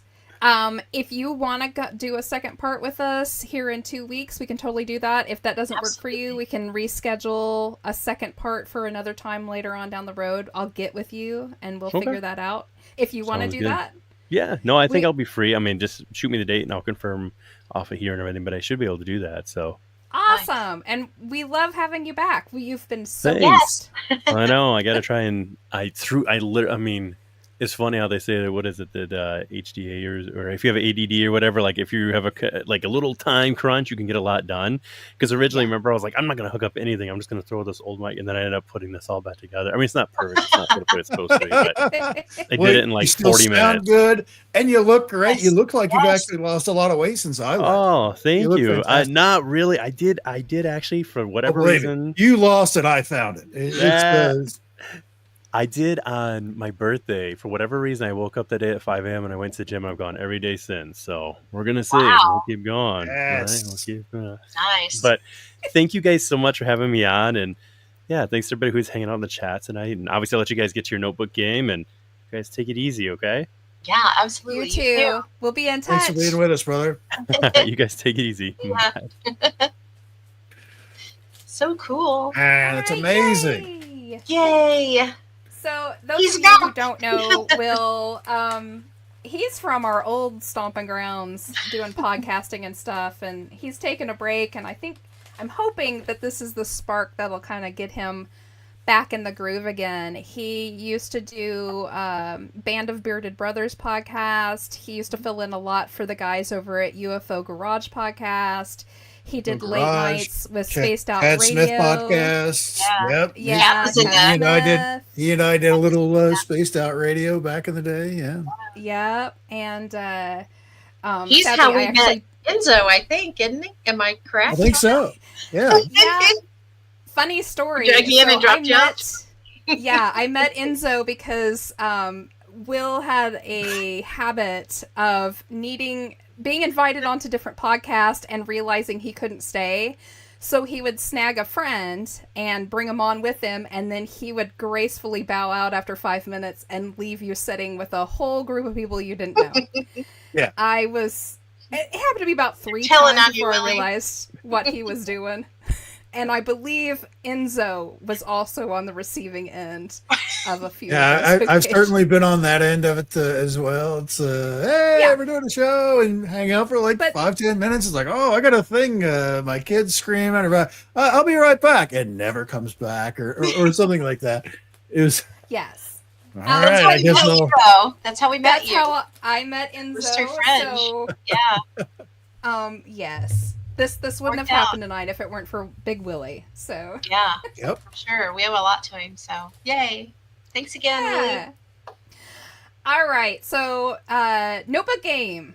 I feel like we Everybody at got home through remember to nothing. play it? But we covered so No. much, but got through nothing. I know We'll it's totally just the have tip a- of the iceberg as far as everything that there is. Yeah, there's so much. All right. I got 5 notebooks. Any of those who are watching have never played it before. I have 5 notebooks. Pick a notebook 1 through 5 and pick a page number 1 through 100. As far as the notebook game is, well, I know I have an option while everyone's figuring out where they want to go. I would like to do whatever the nearest Michigan thing is to book 3, page 28. Yeah, Okay. for sure.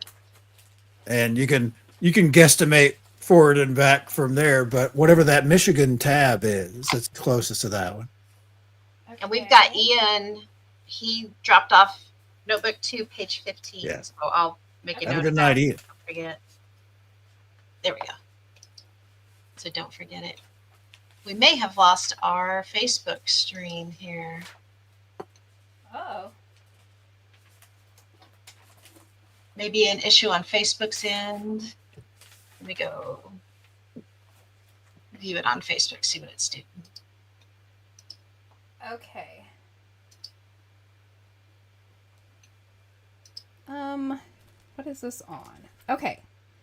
This is the 2 cemeteries and the Crouch murders. It includes 2 cemeteries, St. John's Cemetery and Reynolds Cemetery in Ann Arbor, Michigan. Oh. Yeah. Okay. People gather on the night of November 21st to watch the reunion of 2 lost souls. On the night of November 21st, 1883, everyone in the Jacob Crouch home was brutally murdered. Each were shot while they slept. Jacob, his daughter Eunice, who was pregnant, Eunice's husband Henry, and a family friend, Moses Pauley. The murder is still unsolved today.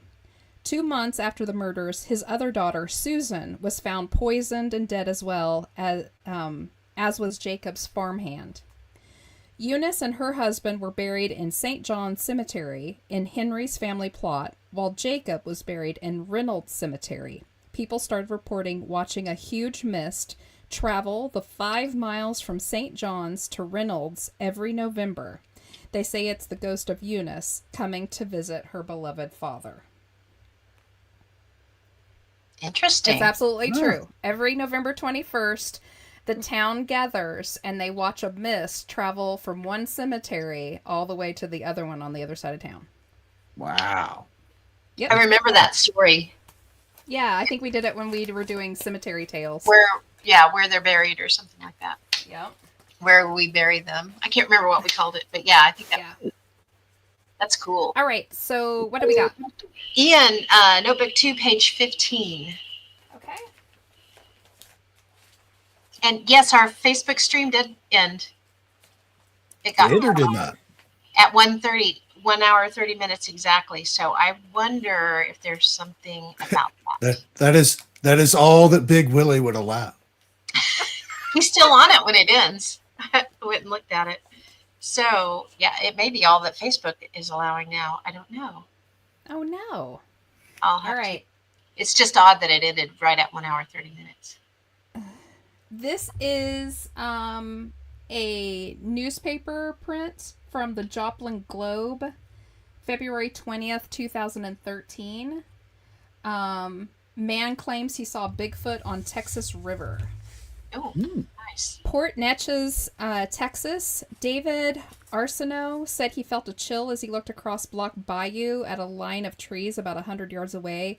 I'm not crazy, I don't do drugs, and I'm not a drinker, Arsenault said before telling his tale of seeing not one but 2 Bigfoot-like creatures huddled together one December morning. The Nederland, Texas native visits Oak Bluff Cemetery about once a month to clean the graves of a friend and a cousin, something he's done for years without incident. But on an overcast, windless day, Arsenault said he got the fright of his life. I heard a blood-curdling scream, and a lady nearby asked me if I was okay. I told her it wasn't me, Arsenault said. He walked over to the water and looked to the left and then straight ahead. He said what he saw next amazed him. 2 Bigfoot-like creatures who had been throwing rocks in the water looked across at him and the unknown female.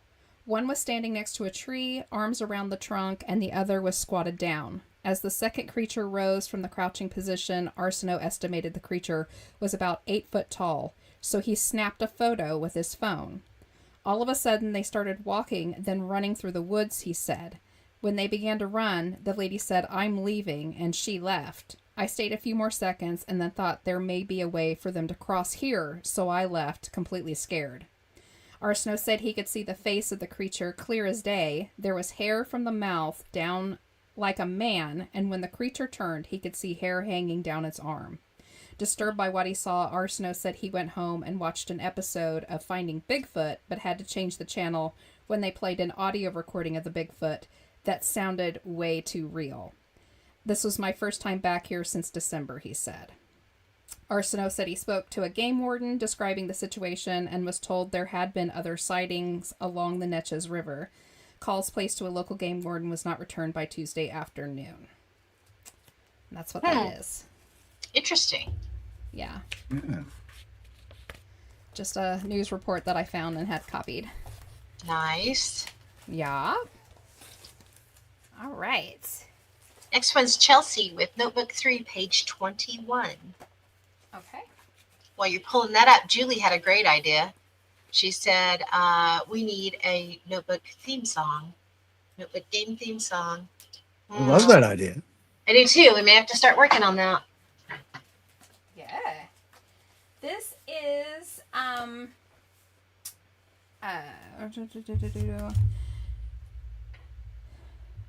this is the incident at Clay Center, Kansas with Archie B. Browning, the pilot who had the run-in. Clay Center, Kansas, July 6, 1947. Incident number 89 happened during the same time frame as the Roswell incident. The Roswell incident was reported July 7th. At 1:45 p.m., Army Air Corps Major Archie B. Browning was piloting a B-25 from Ogden, Utah to Kansas City, Missouri. He and the crew were flying at 10,000 feet, moving east over Kansas near Clay Center. A very bright object, low and to his left about 10 miles away, was spotted. He reported it to be big, round, and shiny, and was very bright and silver-colored. After checking his position, he looked again and found it was now above him. It seemed to be flying 1 to 2 miles off the left wing at the 11 o'clock position at 11,000 feet. The brightness of the object was great. Its diameter was 30 to 50 feet and was traveling at the same rate of speed as Browning's plane, about 210 miles per hour. Browning then decided to chase it. However, the object accelerated and shot out of view before he could. That was not the only sighting that day. 2 more reported in California and a 4th in Birmingham, Alabama. That week, there were 24 reports of disc-shaped UFOs. And that's where it ends. Yeah, disc-shaped UFOs. So that was during that 1947 flap. Yes. Oh. Yeah. There's a lot on that too if you start looking around for Archie Browning. Yeah. I have that when we were doing UFOs over Kansas. Kansas, yeah. Mm-hmm. Yep. I remember that. Okay, that was Chelsea's, right? So the next one is Ginger, Notebook 1, page 70. Okay. Yay! This one's numbered. Okay, this is on... Where are we at here? Bold Street. Okay, so this would be the Liverpool time slips. Ooh, nice. Which one is this? This is Bold Street one. Okay.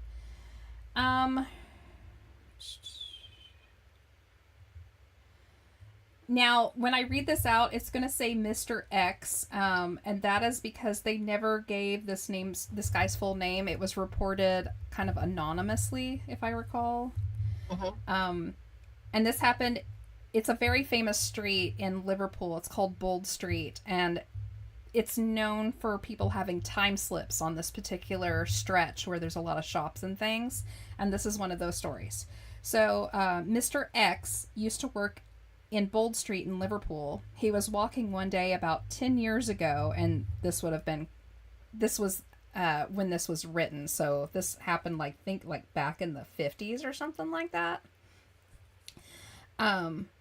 He was walking one day down Renshaw Street, then turned by Rapid into the lane that takes you across the railway line and merges by the Borough Bar.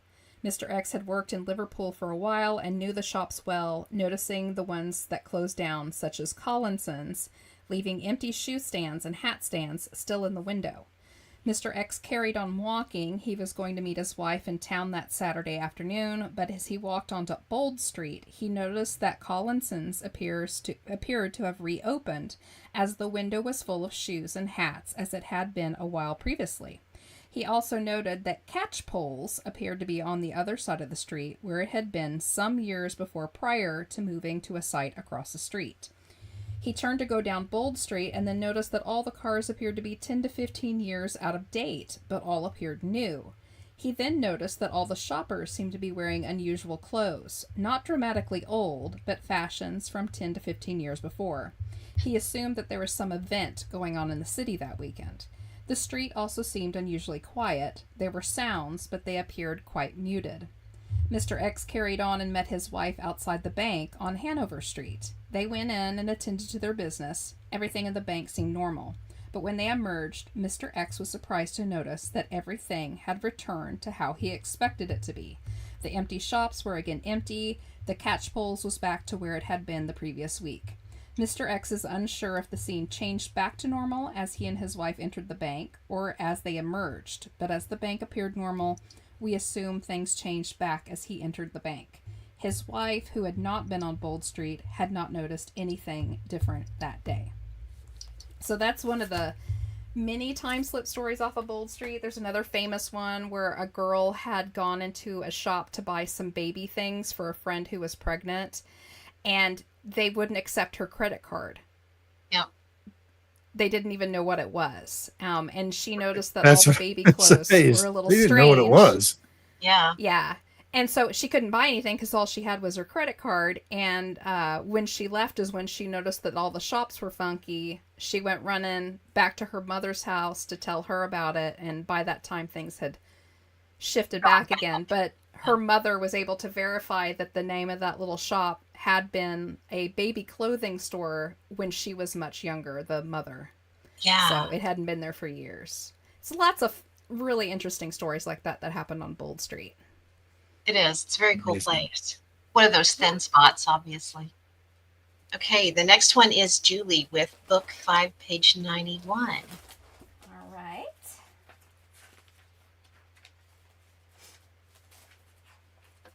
And I do agree. I do feel there should be a Notebook theme song.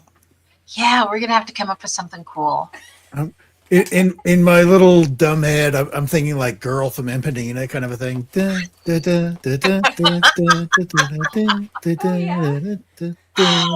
That's hilarious. Yeah. This is on the which one is it on? I guess I get to kind of pick one because it's in the middle. Okay, the Thomas Busby chair. Oh, nice. Yeah. The Thomas Busby chair, we did a show last season that was on cursed objects. Yes, right? that's what it was. I was trying to remember. It's the one hanging on the wall, right? Yes. Yes. This is some of my original notes from that. So the Thomas Busby chair, or called also the Deadly Stoop chair or the Dead Man's chair, is currently in Thirsk, North Yorkshire, England. It is estimated that this single chair has had over 60 victims. So it's a killer chair.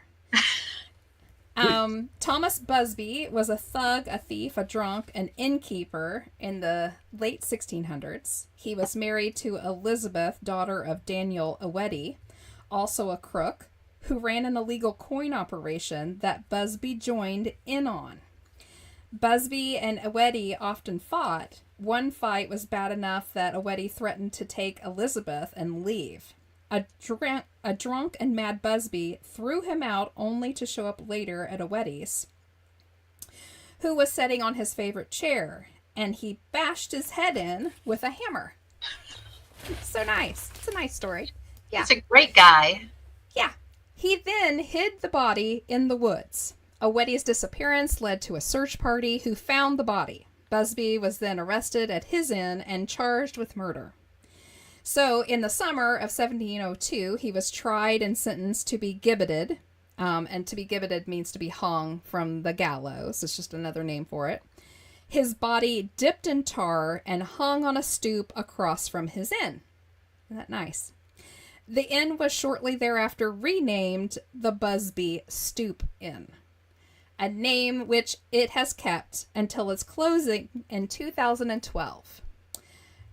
So the story, The Curse of the Chair, has 3 stories. The first one, Busby was granted a last wish to sit in his favorite chair and have his favorite drink, cursing the chair and anyone who dared sit in it after his death. The second story, Busby shouted out the curse as he was being hauled to the gibbet. And the third one is the chair simply took on the curse, having been haunted by Busby as his favorite chair, and a Weddy having been murdered after sitting in it. And the inn itself is also purportedly haunted by Busby. The chair was considered horribly cursed and would kill anyone who dared sit in it. Estimates put the victims at well over 60. And I have a couple of examples.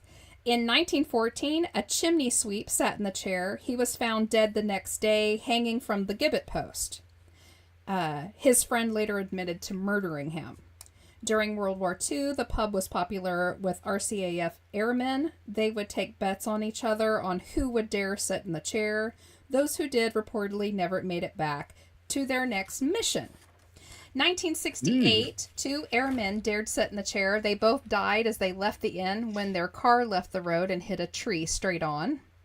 In the 1970s, a cleaning lady who was diagnosed with a tumor died. A number of cyclists and motorcyclists suffered fatal road accidents. This is after having sat in the chair, by the way. A hitchhiker who was run over. A man who suffered a fatal heart attack after leaving the chair. A group of construction men dared one to sit there, and when they returned to the worksite, he fell through the roof and died on the concrete below. God. The current owner decided to move the chair to the basement. It keeps going. A delivery man took a break in the chair but was killed when he left when his van went off the road.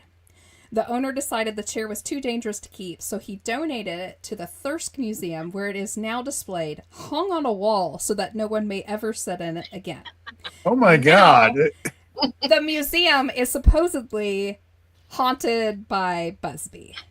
And not just on the wall like 4 feet up. It's like 9 feet up on the wall. It's like there's way up. zero chance you're going to accidentally sit in this. Yes. Yes. You'd have to catapult yourself somehow to do that. Yes. Wow. That was Or our last Busby one. We have a little bit of time. So can I do one? Absolutely. Pick I haven't one. done one in a long time. Guess what I want to do?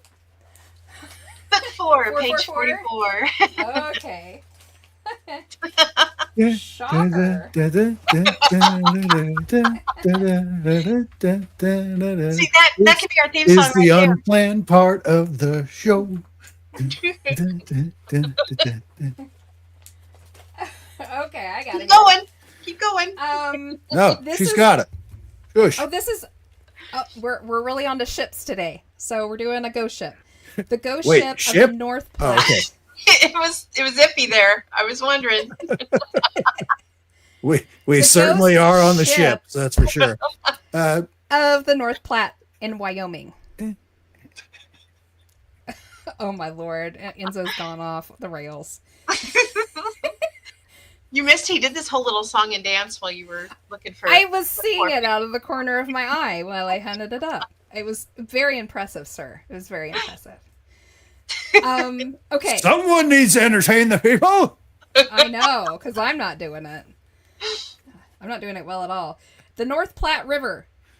This ghost ship appeared 3 times in 1862, in 1887, and 1903. And apparently it brings death to those who saw it. So the first sighting was on September 12, 1862, spotted by Leon Weber, an Indian scout. He was building a cabin for his soon-to-be wife on the Platte River, 6 miles southeast of the present-day Guernsey Dam. It happened in the late afternoon. He reported being startled to see a gigantic ball of fog riding on the surface of the water. As the fog cleared, he could make out sailors on the deck with blank stares. They slowly moved back to show a body on the deck of a girl. It was the body of his fiancée, Margaret Stanley. He ran towards the river to jump in, but the ship vanished. He left to go to the Stanley home and learned that his fiancée had died suddenly that afternoon. Ooh. The second sighting, autumn 1887, spotted by Gene Wilson, who was a cattleman. He was rounding up stray cattle along the Platte, 10 miles east of Casper. His dog began barking wildly at something on the river. He dismounted and ran to the river to see better when a full ship appeared. The strange-looking crew were lowering something onto the deck. A tarp was pulled back, and underneath was the burnt corpse of his wife.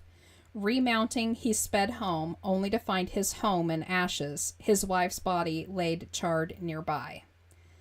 The third sighting, November 20th, 1903, Victor Hebe, chopping a fallen tree on the banks of the Platte near his home at Bessemer Bend. A fog appeared on the river, then dispersed, revealing an old ship. The crew was lowering something onto the deck. He could hear voices speaking. And they said, "All right, but I'm telling you that you're hanging an innocent man." And a second voice said, "That is not for us to determine. You were tried and convicted for the murder, and it is our duty to ferry you across. Men, do your duty." Victor then noticed a ghostly form of gallows, and from the cross-arm hung a body. It swung around to show the face of his best friend, Tom Horn. He rushed into town to find that they had just hung him. Several months before, Victor had given testimony on behalf of Tom Horn, though he was convicted and sentenced to hang. But to Victor's relief, he had escaped his cell. Victor had been unaware that he had been recaptured and hung that very day. Dang. So Talk about a downer. Sorry about that. Yeah, the ghost ship. Boo. Out. That's a rough one. And so that was North Platte. I was thinking just Nebraska, but that's clear up in Wyoming, isn't it? Yep. Some of that. It sure is. Cool. All right. Well, we're coming down to the end of it now. We think, are. right? We have a little bit to talk about before we go, though. Let me pull this up really quick. Yeah.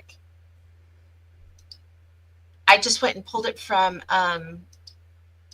Facebook, so it would have everything that's going on, not just our thing. Yeah. Cool. All right. Tony said, "Okay, well, that doesn't make me giggle, right?" Sorry, I didn't pick which one it was. My bad. It was my bad. Sorry. All right, so before we all leave, everybody hang out with us just for a couple more minutes. We just want to remind everybody we got Bordertown Paracon coming up September 27th. It's a Saturday. It's an all-day event. It starts at 9 in the morning. It goes until 7:30 in the evening. We're going to have panels and presenters and vendors and food and raffles and all sorts of fun stuff going on that day. We have a workshop that's going to be going on with Brian Terrell. Go to our page and check all of that out. Also that day, Caney's going to be having one of the largest car shows in the area, a big fall festival, and the Speedway is going to be open that night running specials. So come into Caney for the weekend. And if you can't, check out our lives. We'll be posting live all day long from the Paracon. So if you can't make it in, you can certainly watch it online. Yes. Yeah. It's going to be a fun day. Fantastic. A little something for everybody. Yes. Yeah, And if you're in town the night before, we're going to do the annual. Well, I don't know if it's the annual. We've done it before in the past, though. Yeah. It's Katie Cruise Night, Shoot the U. And you can see everybody comes out with their vehicles. There's all kinds of fun. They bring out the classic cars and everything. So it's a good time. We used to do, this is what we used to do on Friday and Saturday nights because Katie's very small and there's nothing to do. We would shoot the U. And it kind of died as kids got, internet became a thing and, they were staying inside more. And it kind of died away. But then all of us older Canieites decided we needed to bring it back. And so we get together every once in a while and do a Shoot the U night. And it's fun, there's people out there with popcorn and they've done ice cream social in the past. You can stop and get ice cream while you're cruising and it's a fun time. Or just grab a chair and sit down and wave at everybody that drives by. Absolutely. Yep, so that's coming up here in 4 short weeks. Holy cow, we're feeling the crunch. But it should be really excellent. I mean, even today, I think we're adding some last minute panelists and stuff. So, and I know we are out the ears with vendors, so that alone should be super fun. And we also have a taco truck coming in. So we're going to have a taco truck right up front. And it's not just a taco truck, it's Coyote Tacos. Yes, it's so good. So good. If you like tacos, you'll love this. So tasty.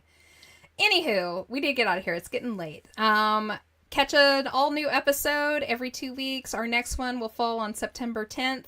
I'm not quite sure what that topic's going to be yet. We had one kind of in place, but if Willy is willing to come back, we may do a second part to this one.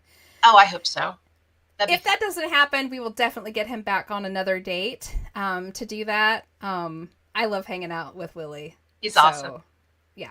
Hopefully we can rope him back into the podcasting spiel and get him rolling again, because he's super great. Fun. Yeah. That would be great. Yeah. Right? Get Chad Smith back going again. Yep. Get them all rolling. Absolutely.